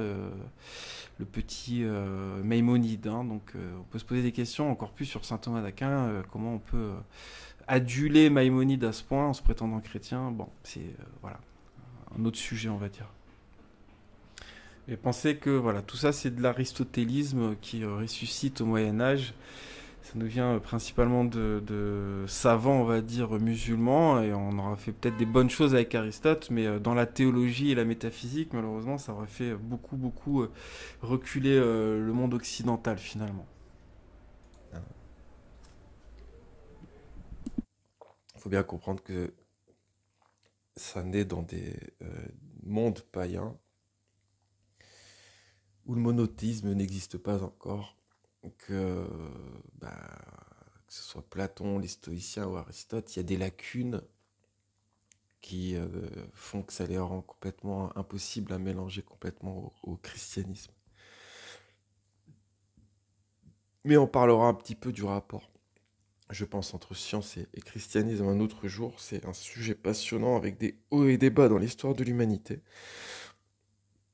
C'est pas vraiment le sujet qui, moi, m'importe le plus au jour d'aujourd'hui. Et pour revenir sur le thème de l'émission, moi, je vous invite vraiment à arrêter de penser que le traditionnalisme va sauver la planète Terre, là où les pires serpents, souvent eux-mêmes, se présentent comme des apôtres du traditionnalisme. D'ailleurs, Guénon est élu par le prince Charles avant qu'il devienne roi. Il est complètement plébiscité par des personnages très troubles comme François Hollande, hein, qui est accusé par un père d'avoir violé sa fille avec Jacques Lang. Bon, des histoires complètement scabreuses. J'ai plus le nom de ce papa, mais vous pouvez trouver ça facilement, je pense. On a déjà parlé en live d'ailleurs. Avec une fille qui est décédée de maladie sexuellement transmissible très jeune. Alors, une affaire immonde, horrible, hein, désolé de vous en parler, mais ça fait partie de notre monde. Voilà.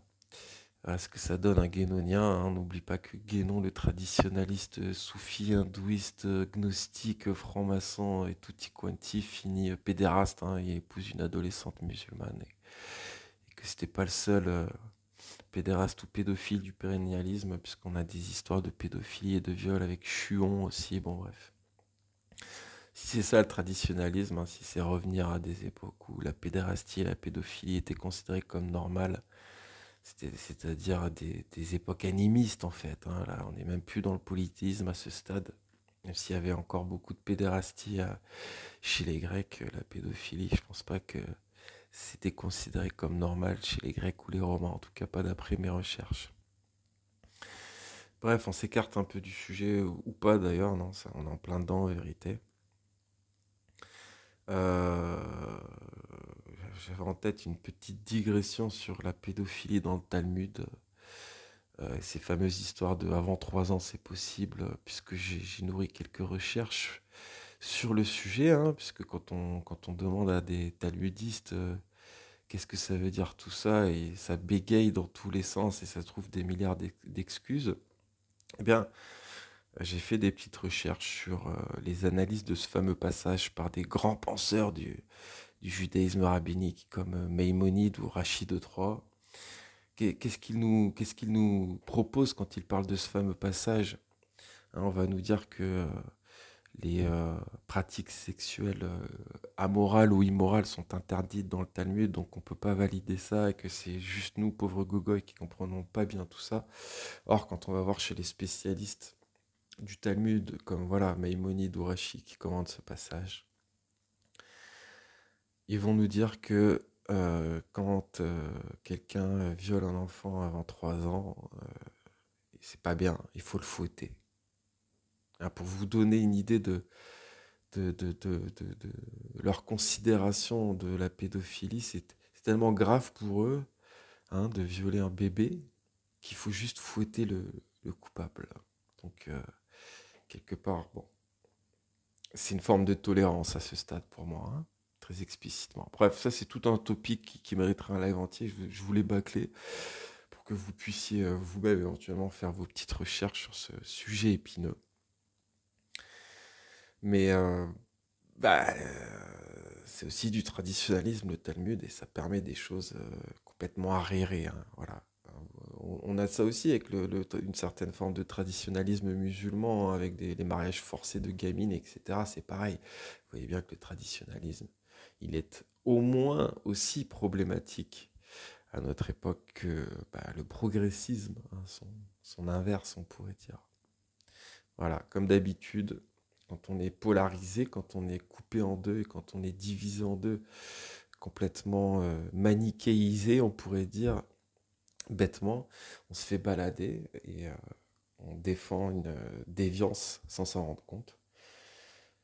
Il faut savoir comprendre, encore une fois, qu'il y a un bon progrès et un mauvais progrès. À notre époque, on est entouré de mauvais progrès. Mais il y a aussi une bonne tradition et une mauvaise tradition. Et à notre époque, on est principalement guidé par des prophètes, même des petits prophètes qui ont peu d'audience, bien qu'ils m'explosent sur ce compte-là, hein, mais même des gens qui ont 10, 20, 30 000, 50 000 abonnés, ce qui représente très peu de personnes, eh bien, ils sont guidés par une mauvaise tradition, quelle que soit leur doctrine. Et tous ceux qui vont avoir ce discours de près ou de loin, vive la tradition à mort le progrès, eh bien, vous pouvez les considérer comme dans l'erreur absolument tous. Ils se trompent. Et pour ceux qui relaient ce genre de message en se pensant chrétiens, ce sont de mauvais chrétiens qui ne comprennent pas la moitié ou presque de l'enseignement du Christ à ce sujet, qui est une progression évidente du judaïsme à son époque, qui remet en question et qui remet à jour, qui accomplit la Torah en la surpassant largement, hein, qui nous dit on arrête avec loi du talion, on arrête avec œil, dent pour dent, maintenant c'est le pardon. Rien que ça, si ça ne vous fait pas comprendre l'évolution majeure du christianisme sur le judaïsme et à quel point c'est ce genre de choses qui vont sauver le monde, eh bien, voilà, vous n'avez pas tout compris malheureusement au personnage de Jésus et de ce qu'on en fait la vraie tradition chrétienne, c'est-à-dire les apôtres et la période apostolique des apôtres, donc, hein, pour faire un petit pléonasme. Voilà, sujet épineux, on pourrait en parler des heures, hein. Donc, encore une fois, ne m'écoutez pas moi, lisez la Bible et comprenez-la bien. Et donc, ce que j'avais commencé, n'écoutez pas les pères de l'Église. Alors, il y a des très bonnes choses chez eux, il y en a des dizaines, personne n'a tout lu, personne ne lira jamais tout, hein. Il y en a des dizaines et ils se contredisent entre eux régulièrement. Il y a beaucoup, beaucoup de problèmes qui sont issus du paganisme, qui proviennent des pères de l'Église, considérés qu'à part le Nouveau Testament, la didaché et peut-être les pères apostoliques qui sont proches de la perfection, bien qu'il y ait des petits soucis, on va dire, mineurs chez eux. D'ailleurs, c'est très, très peu de lecture, les pères apostoliques. Vous pouvez tout lire en une semaine, tellement on a peu d'écrits. Mais à partir des pères de l'Église, c'est justement à partir de là que la tradition chrétienne devient vraiment déviée sur bien des points, bien qu'il y ait eu des problèmes assez tôt. Hein. Un personnage comme Tertullien qui met en place le terme de Trinité, donc gloire à lui pour ça. Ben, on va finir montaniste, pour donner un exemple. Ça ne veut pas dire que tout ce qu'il a écrit est à foutre à la poubelle, c'est-à-dire qu'il faut faire le tri. Quand on ne connaît pas tout ça, bah, on va parfois prendre pour argent comptant des choses qu'il ne faut pas intégrer. Les évangiles, et surtout, donc le point pour bien comprendre les évangiles, c'est l'étude de l'histoire. L'étude de l'histoire. Étudier l'histoire. Voilà, alors ça c'est un point essentiel de cette vidéo que je vais développer, mais juste pour revenir sur ce que nous propose l'Église catholique, ça n'est pas, pour préciser mes propos, il faut lire les pères de l'Église intégralement, ils ont raison sur tout. On a fait une synthèse déjà de ce que nous propose la tradition, les pères de l'Église et les grands docteurs du christianisme antique, on va dire, et médiéval. Et cette synthèse catholique, c'est la paraclète, c'est la parole de Dieu, elle complète les évangiles. Or, c'est faux. Voilà. Je ne vais pas revenir sur tous les points qui sont faux dans cette tradition, puisqu'on le fait largement. Ils ont choisi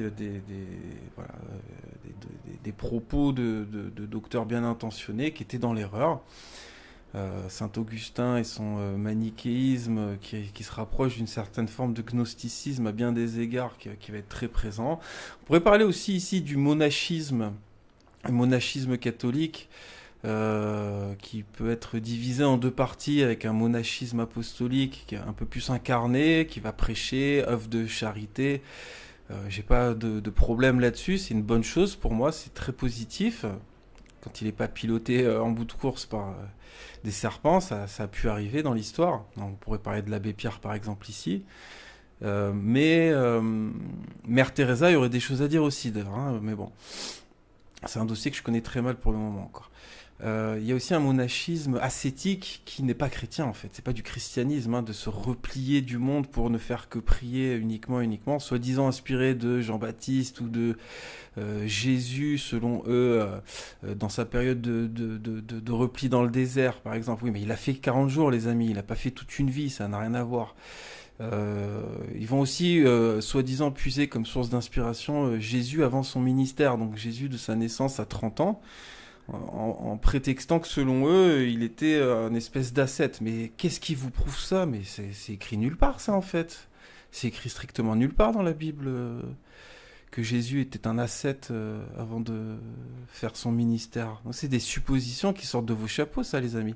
Donc il y a plein de choses à critiquer, à redire, à la lumière des évangiles, et surtout à la lumière d'une bonne compréhension des évangiles, qui implique, et j'allais y venir, une bonne compréhension, au moins dans les grandes lignes, de l'histoire. Que ce soit l'histoire du peuple juif, en la reliant à l'Ancien Testament et au Nouveau, et toujours à notre époque d'ailleurs, en intégrant cette histoire de Khazars correctement bien sûr. Des fois j'entends des trucs sur les Khazars, puisqu'il y a beaucoup de gens qui en parlent, mais il y a beaucoup de gens qui en parlent mal avec des conneries qui sortent de leur chapeau, qui mélangent tout et n'importe quoi. Bon, je ne vais pas vous partager les horreurs que j'ai entendues à ce sujet, mais en tout cas sur des docus qui étaient visionnés par des milliers de personnes. C'est pas comme ça qu'on va avancer. Bref, on va pas parler de ça maintenant, mais étudier l'histoire du Moyen-Âge, l'histoire des papes, l'histoire de la chrétienté, l'histoire du protestantisme, l'histoire des religions, animisme, polythéisme, monothéisme, et que comment ça n'est jamais que l'histoire d'un un rapprochement de l'homme vers Dieu jusqu'à Jésus, et une histoire de l'évolution des hommes qui ne se fait pas sans l'évolution des religions. Étudier le rapport entre science et religion, étudier des grands personnages et en allant chercher leurs problèmes aussi, comme Clairvaux, j'ai fait le taf de saint Thomas d'Aquin, j'en ai parlé un petit peu dans dans ma dernière émission sur la prière, et d'autres. étudier Saint-Augustin pour voir à quel point il y a des énormes erreurs qui contredisent le christianisme et qui sont des résidus de manichéisme, hein, de dualisme et donc presque de gnose, on pourrait presque dire, chez Saint-Augustin.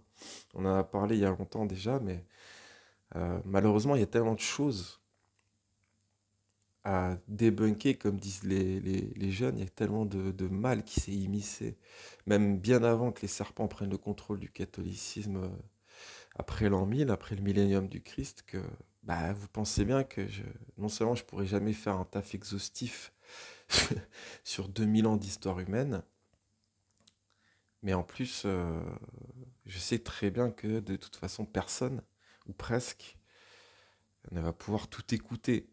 Il y a des gens qui sont là depuis les débuts, qui ont constaté une certaine évolution d'ailleurs, parce qu'on partageait un point de vue un peu tradit et un peu gnostique au début de la chaîne, ou gnosticisant ou agnostique, je sais pas trop comment appeler ça.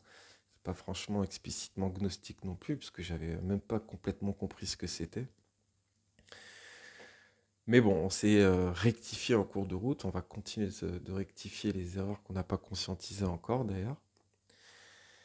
Et voilà, j'ai conscience que tout ce que je vous ai partagé, je vous en propose souvent en résumé pour le principal dans les articles du blog et en description avec des vidéos clés de la chaîne, mais voilà, ça demande du temps et malheureusement, ben, je peux pas tout expliquer à chaque fois.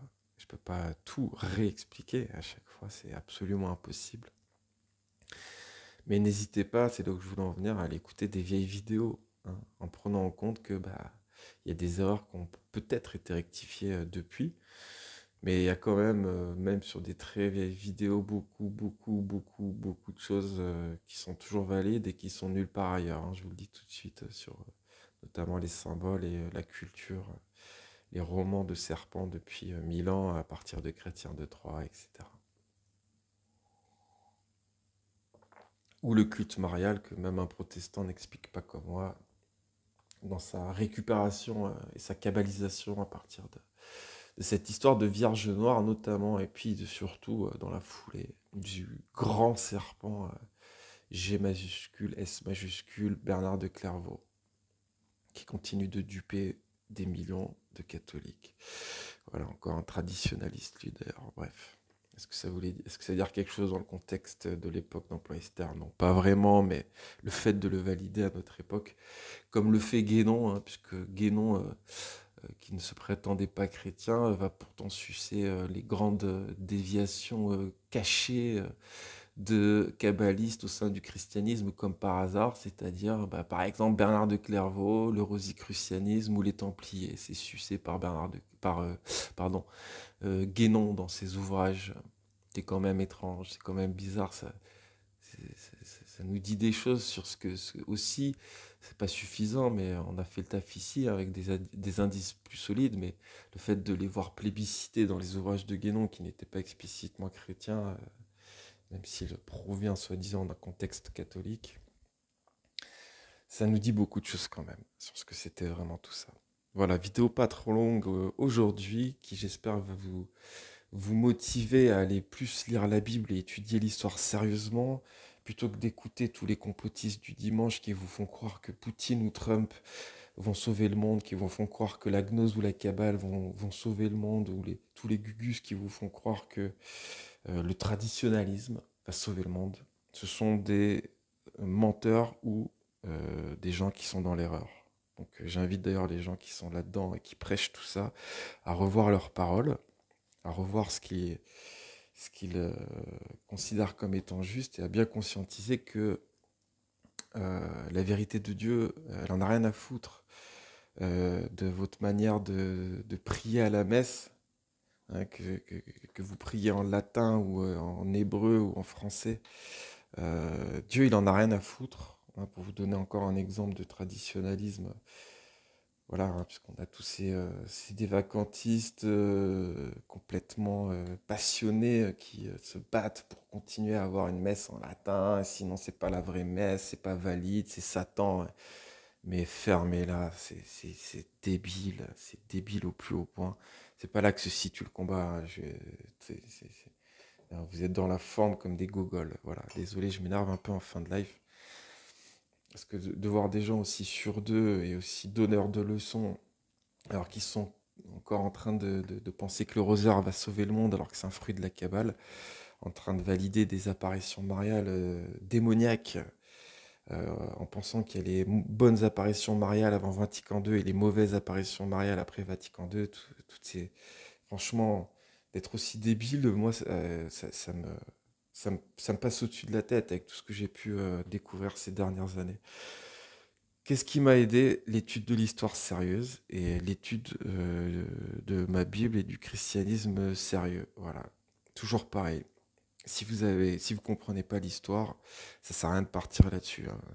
Voilà. Ça sert à rien d'en discuter si vous êtes encore avec des lacunes énormes sur l'histoire des religions.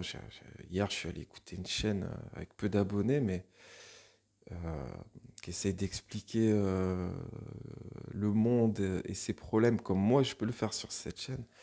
Et ce que j'entendais, je vais pas vous donner des exemples, parce que c'est quelqu'un qui écoute la chaîne.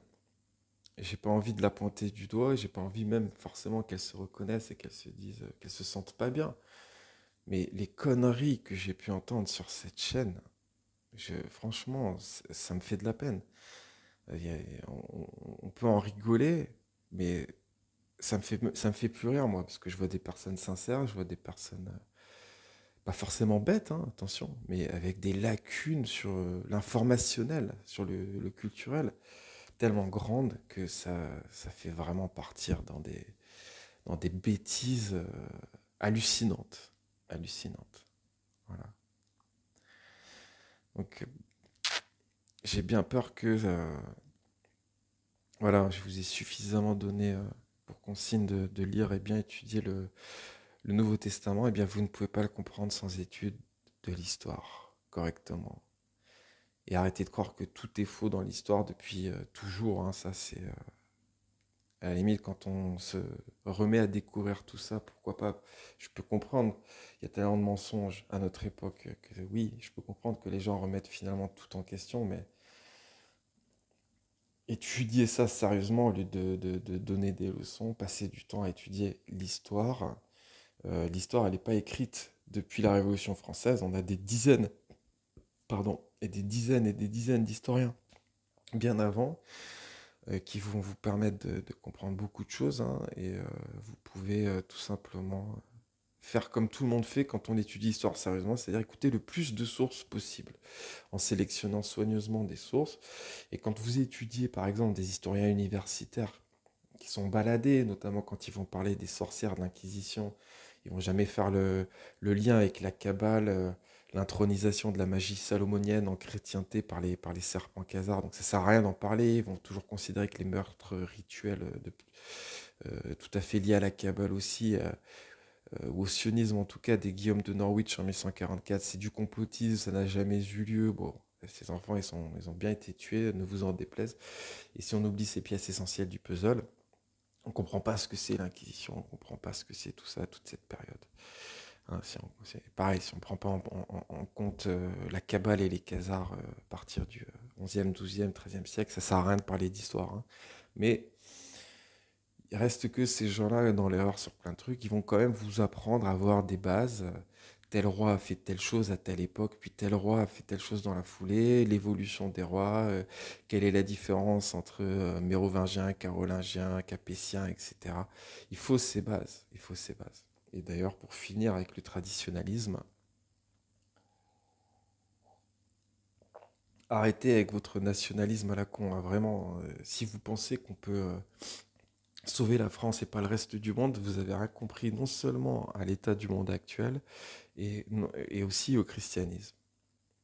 Le christianisme rendait à César ce qui est à César et à Dieu ce qui est à Dieu. On sépare ici quand même assez franchement le temporel du spirituel pour dire le temporel n'est pas le spirituel. Alors si le temporel peut suivre le spirituel, c'est-à-dire si on peut avoir quelque chose de chrétien en haut de la pyramide, si je puis dire, bah, tant mieux, bien sûr.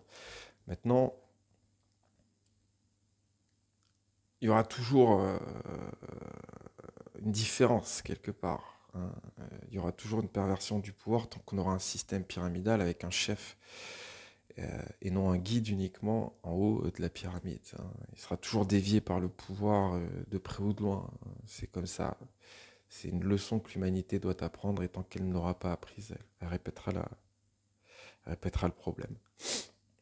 Donc à ce titre, le monde entier est malade, le monde entier est piloté par, de près ou de loin, le talmudo-kabbalisme. Ça sert à rien de vouloir sauver que la France, parce que la France, elle fait partie du monde. Elle est pilotée par des instances mondiales depuis des décennies, hein. Et le mondialisme qui est déjà là, qui existe déjà, euh, ne peut être rectifié que si on l'envisage et le considère dans son entièreté. On ne peut pas sauver que la France, ça n'existe pas. On vit vraiment à cette époque où c'est soit tout le monde, soit personne. Voilà, juste pour compléter, vous pouvez pas, j'avais donné ces deux exemples par écrit, vous pouvez pas guérir d'une maladie où tous vos organes sont impactés en vous consacrant à essayer de guérir un seul organe. Ça n'existe pas. Il va falloir concevoir une méthode qui prend en compte tout le corps. De même que si vous avez un peu de brioche, vous avez un peu de bidou, vous êtes un peu, voilà, vous pouvez pas perdre ce bide si vous faites que des abdominaux. Vous pouvez pas réduire votre ventre si vous travaillez que votre ventre. Il va falloir faire travailler tout le corps, aller courir, faire des exercices polyarticulaires qui font travailler tout le corps, qui font transpirer tout le corps. C'est comme ça, voilà. On est exactement dans le même cas de figure ici. On essaye de sauver tout le monde, on essaye de sauver personne. On essaye de s'allier entre nous, entre gens de bonne foi, y compris avec des non-chrétiens, des athées, des musulmans, des juifs, hein, aussi, qui partagent le principal de ce qu'on peut partager, hein. Ici, on comprend bien qu'il n'y a pas de salut sans le Christ, mais laissez aussi le temps aux gens, hein, qui sont dans certains systèmes depuis des générations de le réaliser. N'essayez pas vraiment de convertir, en tout cas ne forcez pas tout le temps à la conversion, ça ne marche pas, ça donne l'effet inverse. Voilà, alors juste pour compléter, la conversion conquérante ne marche pas. Ça donne l'effet inverse. Quelle que soit votre religion, quel que soit si, le fait, que vous ayez raison ou tort, les méthodes un peu pernicieuses ou les forçages vont être vraiment à éviter, quoi, hein. Laissez faire les choses. On sort de 1000 ans ou de même de 2000 ans. On a essayé de convertir tout le monde parfois avec brio. Et d'ailleurs, c'était souvent dû aux catholiques, donc gloire à eux là-dessus. Parfois, ça a provoqué très régulièrement, d'ailleurs, l'effet inverse, avec des générations et des générations de personnes qui sont devenues, en quelque sorte, anti-chrétiennes, presque. Et ça, c'est principalement le fruit des catholiques aussi, du coup. Que pour toujours, entre guillemets. Donc, faites confiance un peu à Dieu là-dessus, essayez de convertir gentiment, tranquillement, mais dès l'instant où ça devient un combat, généralement, il y a des blessés, mais il y a pas de victoire. Après, moi, c'est pas ma spécialisation, la conversion. J'essaye de donner des preuves tangibles, presque scientifiques, en tout cas logiques, que seul le Christ peut sauver à travers toutes mes vidéos depuis voilà, 2 ans. Il y a des gens qui arrivent à convertir avec la manière douce, en prenant plus les énergies du cœur. Moi, je serais plus dans le cerveau là-dessus. Il faut les deux. Euh, donc je vous dis pas, il y en a, hein, peut-être vous êtes spécialement fait sur cette terre pour convertir des musulmans, il y en a qui sont spécialement faits sur cette terre pour convertir des juifs, il y en a qui sont spécialement faits sur cette terre pour convertir des athées, des agnostiques, des gnostiques. Chacun a sa petite spécialité, donc euh, continuez d'essayer si ça porte ses fruits, mais ne portez pas tout là-dessus et ne vous empêchez pas de vous allier avec des gens qui, pour le principal, partagent vos opinions et veulent aller dans le même sens, ont conscience que le vrai ennemi, c'est le même pour eux comme pour nous, et qui veulent continuer de lutter contre lui en partageant la vérité. Donc c'est toujours ce principe de cette chaîne. Malheureusement, on ne peut pas faire grand-chose à part partager la vérité sur ces sujets. C'est ça qui va créer un nouveau paradigme et foutre toutes ces diableries à la poubelle. Je vois vraiment pas d'autre solution et je peux vous dire qu'il y en a encore pour un moment. Des années bien sûr, des décennies probablement, des siècles peut-être, je sais pas. Je suis pas devin, mais je peux vous dire que c'est pas pour demain non plus vu l'état du monde. sachant que c'est toujours un peu progressif. Et je vois pas les choses changer du jour au lendemain, à part si bien sûr il y a une guerre cataclysmique, atomique, qui remet toutes les pendules à zéro, ce qui n'est pas exclu non plus, mais ce que j'espère ne pas voir arriver. Bien sûr aussi, hein, rappelez-vous cette phrase d'ailleurs. Euh, le scandale doit arriver, mais malheur par qui le scandale arrive. Ça veut dire aussi malheur à ceux qui non pas matérialisent ce scandale, mais l'espèrent et l'attendent. Hein. Ça, c'est pareil. On nourrit la même force. Que dire de plus sur ce sujet épique? Je pense qu'on a l'occasion d'y revenir et de faire un petit peu plus dans le détail. Pourquoi telle forme de traditionnalisme est mauvaise, mais considérer que tout ça, c'est une époque dans laquelle on a tous baigné. On a tous mis une pièce dans la machine là-dessus, moi le premier. Euh, ça a jamais été, ça a jamais été un des fers de lance de la chaîne, puisque dès les débuts, quasiment, j'ai capté ce genre de choses. Et je vous proposais un certain recul dès les tout premiers lives, face par exemple au littéralisme biblique.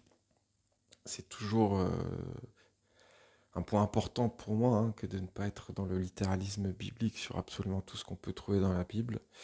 Je sais qu'on va convertir des athées en faisant bien comprendre aussi aux chrétiens ce que c'est un mythe et quelles sont les parts de mythe dans la Bible, pourquoi, comment ne pas séparer science. Il faut faire la distinction entre science et théologie, mais il ne faut pas les empêcher de travailler ensemble. Hein. C'est ça qu'il faut comprendre, quoi. C'est deux vérités qui sont variées toutes les deux, la science et la théologie. Hein. Donc il faut savoir les étudier individuellement, mais il faut savoir aussi les faire travailler de consort. Hein. Science sans âme n'est que ruine de l'âme. Alors, je ne sais plus qui a sorti cette phrase. Peut-être pas un chrétien parfait, mais ça reste une phrase très valide, hein, bien sûr. En tout cas pour moi, qui est particulièrement parlante quand on voit ce qui se passe à notre époque, hein, d'ailleurs, notamment au sujet des vax, de l'euthanasie, etc. Gardez en tête aussi au sujet de l'hypocrisie, au sujet du traditionnalisme, ce principe d'hypocrisie dénoncé par Jésus. Alors, quand vous avez des pseudo-traditionalistes qui vous racontent qu'ils sont dans la drogue, ou qui sont dans les excès, qui sont dans les excès de sexualité, de luxure ou de luxe, c'est une hypocrisie qui, normalement, devrait vous faire invalider tout leur discours et foutre leur chaîne à la poubelle. Pareil, on a l'exemple du Rav Dinovitch, qui parle de dictature sanitaire quand le Vax Covid se met en place et compagnie. Hein. Qu'est-ce qu'il va faire le Ravdinovitch? Il va se faire deux vaccins et d'ailleurs ça l'a profondément abîmé. Il a arrêté sa chaîne hein, depuis. Il explique sur d'autres chaînes que maintenant il passe ses journées à dormir et il n'a plus aucune mémoire et que ça a été la plus grosse erreur de sa vie. Mais comment vous pouvez écouter des personnes qui vous délivrent un message et font eux-mêmes l'inverse, quel que soit le prétexte, hein, j'en ai rien à foutre. Hein. Nous, on en a, entre guillemets, un peu chié, excusez-moi l'expression grossière, pendant la période du Covid, parce qu'on a refusé de faire ce vax. Au final, tant mieux, ça m'a permis d'arrêter d'aller au cinéma. Je n'y suis pas retourné depuis. Je vais plus jamais y aller de ma vie aussi, Cinoche. Hein. Il n'y a rien de bon au cinéma, par contre ça n'empêche pas de regarder très rarement d'ailleurs des films pour analyser les symboles, etc. Maintenant, donner des sous à cette entreprise et me taper ça en 12 mètres sur 24 dans la figure, dans une salle où je vais nourrir certains égrégores malgré moi avec plein de gens, et nourrir des mauvais symboles, non, ça j'en veux plus dans ma vie. Je pense vraiment pas retourner au cinéma, à part cas exceptionnel en tout cas, depuis ces 5 dernières années, j'y suis pas allé. Très vite fait hein, sur le sujet de cette hypocrisie. Alors évidemment, personne n'est parfait. Hein. Je suis pas en train de dire, moi j'ai tout compris, je fais tout bien. J'ai beaucoup de problèmes aussi. Et j'ai essayé d'être honnête avec vous sur beaucoup de choses. Maintenant, voilà, quand on parle de sujets aussi épineux et qui impactent aussi profondément le social et pas uniquement sa petite âme individuelle, hein, de dénoncer la dictature sanitaire et d'aller faire 2 vaccins dans la foulée, on est sur un level assez haut d'hypocrisie. Hein, et bon, moi, je ne souhaite pas du mal à cette personne. Même si, comme je l'explique après, c'est pas une nouvelle qui m'a fait chialer non plus, vu les propos de ce personnage, hein. Il y a un short sur cette chaîne d'ailleurs, qui est un des plus visionnés de la chaîne, hein. Si vous voulez le voir, vous allez dans les shorts, vous cherchez les plus visionnés, vous allez voir le Ravdinovitch qui nous explique à quel point il est suprémaciste, hein, en gros, en résumé, hein, tout simplement, quoi, hein. D'ailleurs, il range très explicitement Jésus-Christ dans les grands serpents de ce monde, dans un court extrait que je vous ai partagé sur Twitter, pour ceux qui ont Twitter. Pour lui, quand il doit donner 3 exemples de serpents qui ont perverti le monde et qui sont issus du judaïsme, il va citer le serpent de la Genèse. Alors, je ne savais pas qu'il y avait des juifs à l'époque d'Adam et Ève. Mais bon, ça c'est encore un point de vue débile qui ne comprend pas qu'un mythe est un mythe. On va pas partir là-dessus maintenant. Jésus-Christ pour lui, et ensuite sa bataille de Séville. Donc voilà, la trinité du mal, quand il cherche 3 exemples phares de personnes issues de sa propre tradition qui ont été déviées, il va citer Satan, donc le serpent de la Genèse, Jésus-Christ, et sa bataille de Séville, qui était vraiment une ordure, un sataniste au sens propre, on pourrait dire, quelque part. Donc après, je parle du cinéma par exemple. Je sais pas si vous travaillez dans un cinéma, on garde tous en tête ici que le système, on en fait partie. On a tous des comptes bancaires, ils sont tous reliés à des très mauvaises choses. On peut pas faire autrement. Et on pourrait donner plein d'autres exemples. On est tous issus d'une certaine forme de culture et on peut pas la quitter du jour au lendemain. Il y a plein de gens qui sont encore dans le cinéma, mais ils commencent à comprendre des choses. Gloire à eux. Continuez de faire le taf petit à petit. Je vous dis pas de foutre ça à la poubelle sans comprendre vraiment tout ça du jour au lendemain. Pareil avec les jeux vidéo, pareil avec les comics ou je ne sais quoi. Comprenez bien, soyez honnête avec vous-même. Vous pouvez très bien continuer des mauvaises choses, pas uniquement pour chercher des mauvais symboles en vous disant bon bah j'arrive pas encore à arrêter ça. Je suis pas encore raccord vraiment avec ce que je pensais être la parole de Dieu, ce que je pensais être une bonne application du christianisme. Que Dieu me pardonne, mais il reste que je sais que c'est mauvais.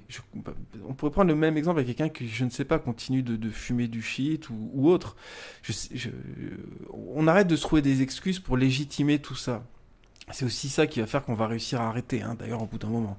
On arrête de se dire, oui, mais sans mon petit joint le soir, je suis pas bien, sinon je suis en meilleure santé quand je fume, je me sens mieux, j'ai plus d'aplomb, je suis mieux avec ma famille, je suis moins méchant, nanana. Non, arrêtez avec ces excuses bidons. Vous pouvez continuer, ma foi, si vous n'arrivez pas à arrêter, tant pis pour vous, mais soyez honnête, hein, soyez honnête. C'est juste ça que nous demande Dieu aussi à travers ce principe de rédemption qui est indissociable de l'installation du royaume de Dieu sur terre dès, je sais pas moi, le premier chapitre de Marc, hein, repentez-vous, le royaume de Dieu arrive, c'est indissociable. Et c'est indissociable de toute forme de baptême chrétien aussi, hein, pour ça que les baptistes ont plus raison que les autres là-dessus. Hein, autre sujet. Soyez honnête. Vous n'arrivez pas à arrêter des mauvaises choses. C'est mon cas aussi. C'est mon cas aussi sur plein de trucs. Le café, j'en bois trop. Enfin bon, j'ai pas envie d'être trop dans le personnel. C'est majoritairement des petits trucs, on pourrait dire. Mais je suis honnête. Je suis honnête. J'arrive pas à arrêter ça. Je le dis, j'ai pas honte de le dire. Pardonne-moi Dieu de ne pas arriver à y arrêter encore, mais je sais que c'est mauvais. C'est cette attitude qu'il faut réussir à garder pour pouvoir évoluer par la suite. Voilà. Que dire de plus?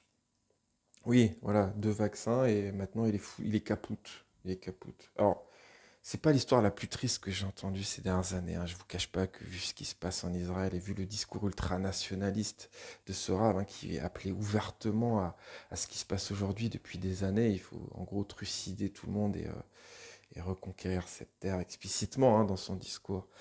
Ça m'a pas franchement fait de la peine, hein, cette histoire. Mais c'est pour vous montrer uniquement l'hypocrisie crasse de ces gens-là qui passent leur vie à avoir un certain discours. Mais qu'est-ce qui se passe dans leur vie? Voilà, on aura l'occasion d'en reparler. Merci d'avoir écouté ce petit enregistrement. Et je vous fais de gros bisous. Soyez tous bénis, que son règne vienne. Et à très bientôt, les amis.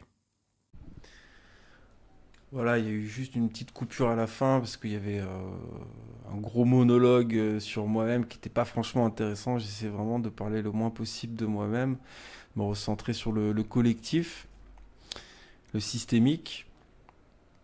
Mais bah, tout est dit. Alors, pas du tout en vrai, mais On va dire que je suis satisfait pour le moment de tout ce que j'ai pu avancer ici. C'est un sujet énorme, c'est un sujet énorme. J'aimerais rajouter juste un petit point. Euh, Méfiez-vous des gens qui vous demandent de l'argent, quel que soit le prétexte. Alors, je veux bien, tu fournis un service précis à des gens, tu vends un livre, tu vends quelque chose qui peut vraiment aider. On n'est plus, franchement, du temps du christianisme primitif où il y avait beaucoup moins de choses basées sur l'argent, hein, tout simplement, dans la vie de tous les jours. Donc c'est pas non plus un discours de type tu vends quelque chose, t'es forcément sataniste. Tu vends quelque chose qui est en lien avec la spiritualité. Non. Par exemple, encore une fois, j'ai bien pris conscience que les livres ont été un vecteur très important, notamment les différentes éditions de la Bible, pour installer la parole de Dieu sur terre, hein, en quelque sorte. Ça aurait été compliqué sans écrire, puis manuscrier, je sais pas comment on dit, avant l'imprimerie, produire des Bibles et les partager. Et, après la mise en place de l'imprimerie, les imprimer, les distribuer, etc. Donc, je suis pas en train de vous dire dès que tu vends quelque chose, c'est mauvais. Par contre, bon voilà, les dons, dès que ça parle un petit peu de religion, le tipi, le patin, le couffin, moi je comprends pas franchement. Pour moi, ça va corrompre un petit peu le message, ça permet moins les remises en question, parce que forcément, tu fais payer des gens pour un discours, tu te rends compte que tu as dit des bêtises. Même pour ta propre conscience, c'est beaucoup plus compliqué de te remettre en question. Hein. Je sais pas comment vous expliquer, mais à cause de l'argent, justement, quoi. Hein, t'as pas envie qu'on te traite d'escroc ou ah bon, mais t'as dit ça pendant 3 ans.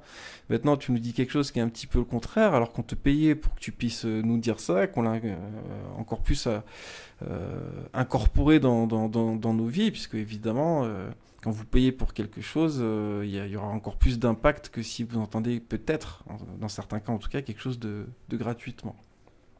En tout cas, ça permet moins les remises en question salutaires et elles sont indispensables partout à notre époque, y compris sur cette chaîne. Hein. On va continuer de se remettre en question.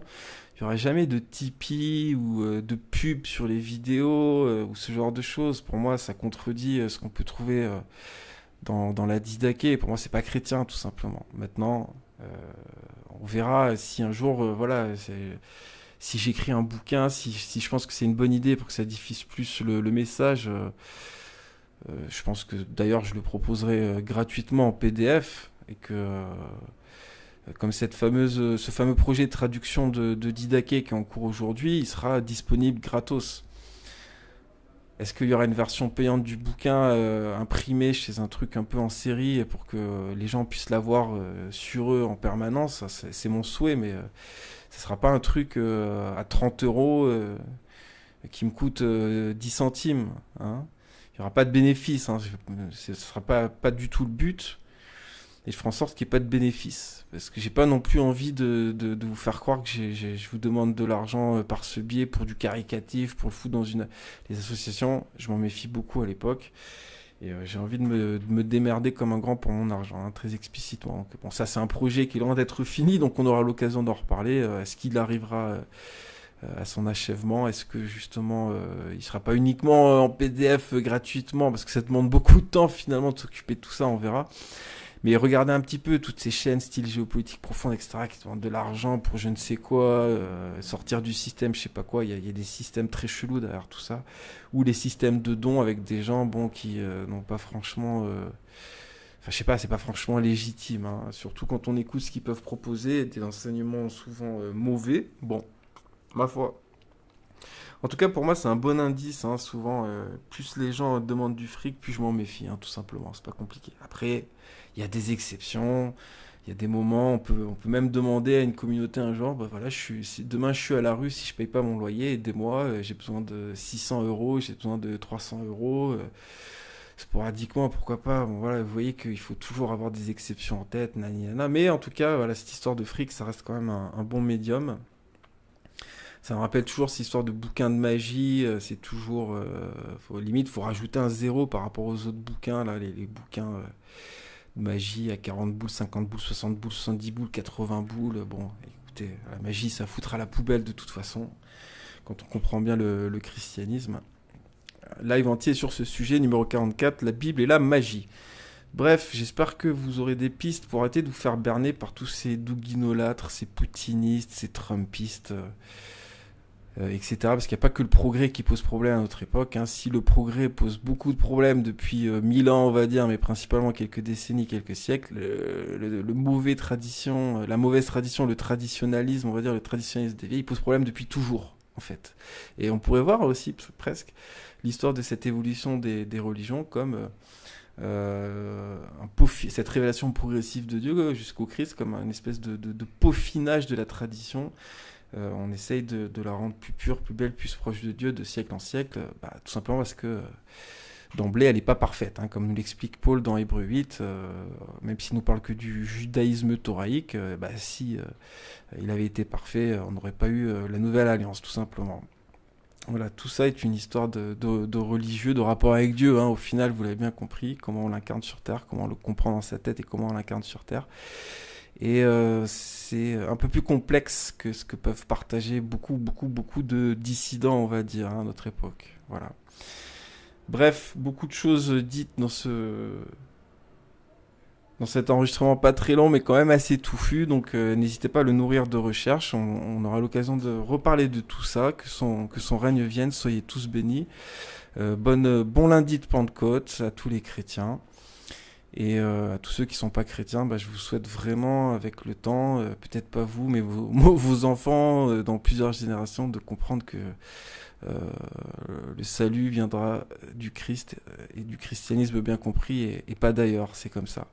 Voilà, tout ça nous inviterait aussi à nourrir des propos pour essayer de convertir les athées aussi, parce que, évidemment, c'est aussi parce que le traditionnalisme est complètement dévié qu'il y a des gens très intelligents et très justes, très bons, qui ne veulent pas du tout du christianisme, qui ne veulent pas du tout du religieux, qui vont aller soit dans des spiritualités New Age déviées ou un agnosticisme qui met tout ça de côté finalement, une espèce d'athéisme qui dit pas son nom, ou qui dit son nom, un athéisme franc du collier.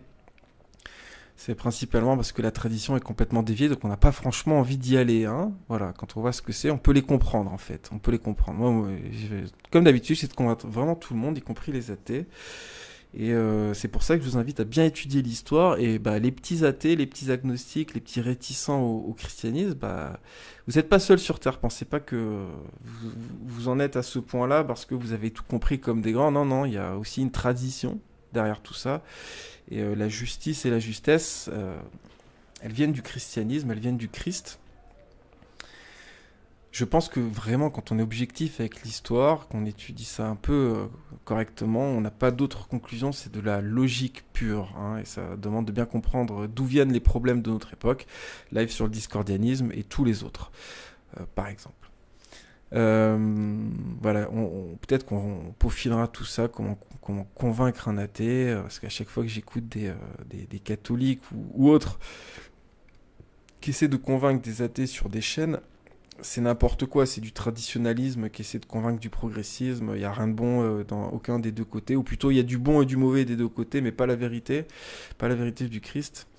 Enfin, voilà. Ne vous extrayez pas de votre histoire, de votre contexte humain, vous êtes un être humain, vous n'êtes pas un mec qui a tout compris du jour au lendemain, vous héritez de siècles de tradition qui aura fait beaucoup de mauvaises choses, mais aussi beaucoup de bonnes choses. Et comprenez bien la grande histoire des religions, animisme, polythéisme, monothéisme, pour bien comprendre qui vous êtes, d'où vous venez, et à quel point le christianisme est la seule voie de salut. Bon, on reparlera de tout ça, encore une fois, soyez tous bénis, merci d'avoir écouté cette vidéo très touffue, et n'hésitez pas à apporter des compléments en commentaire.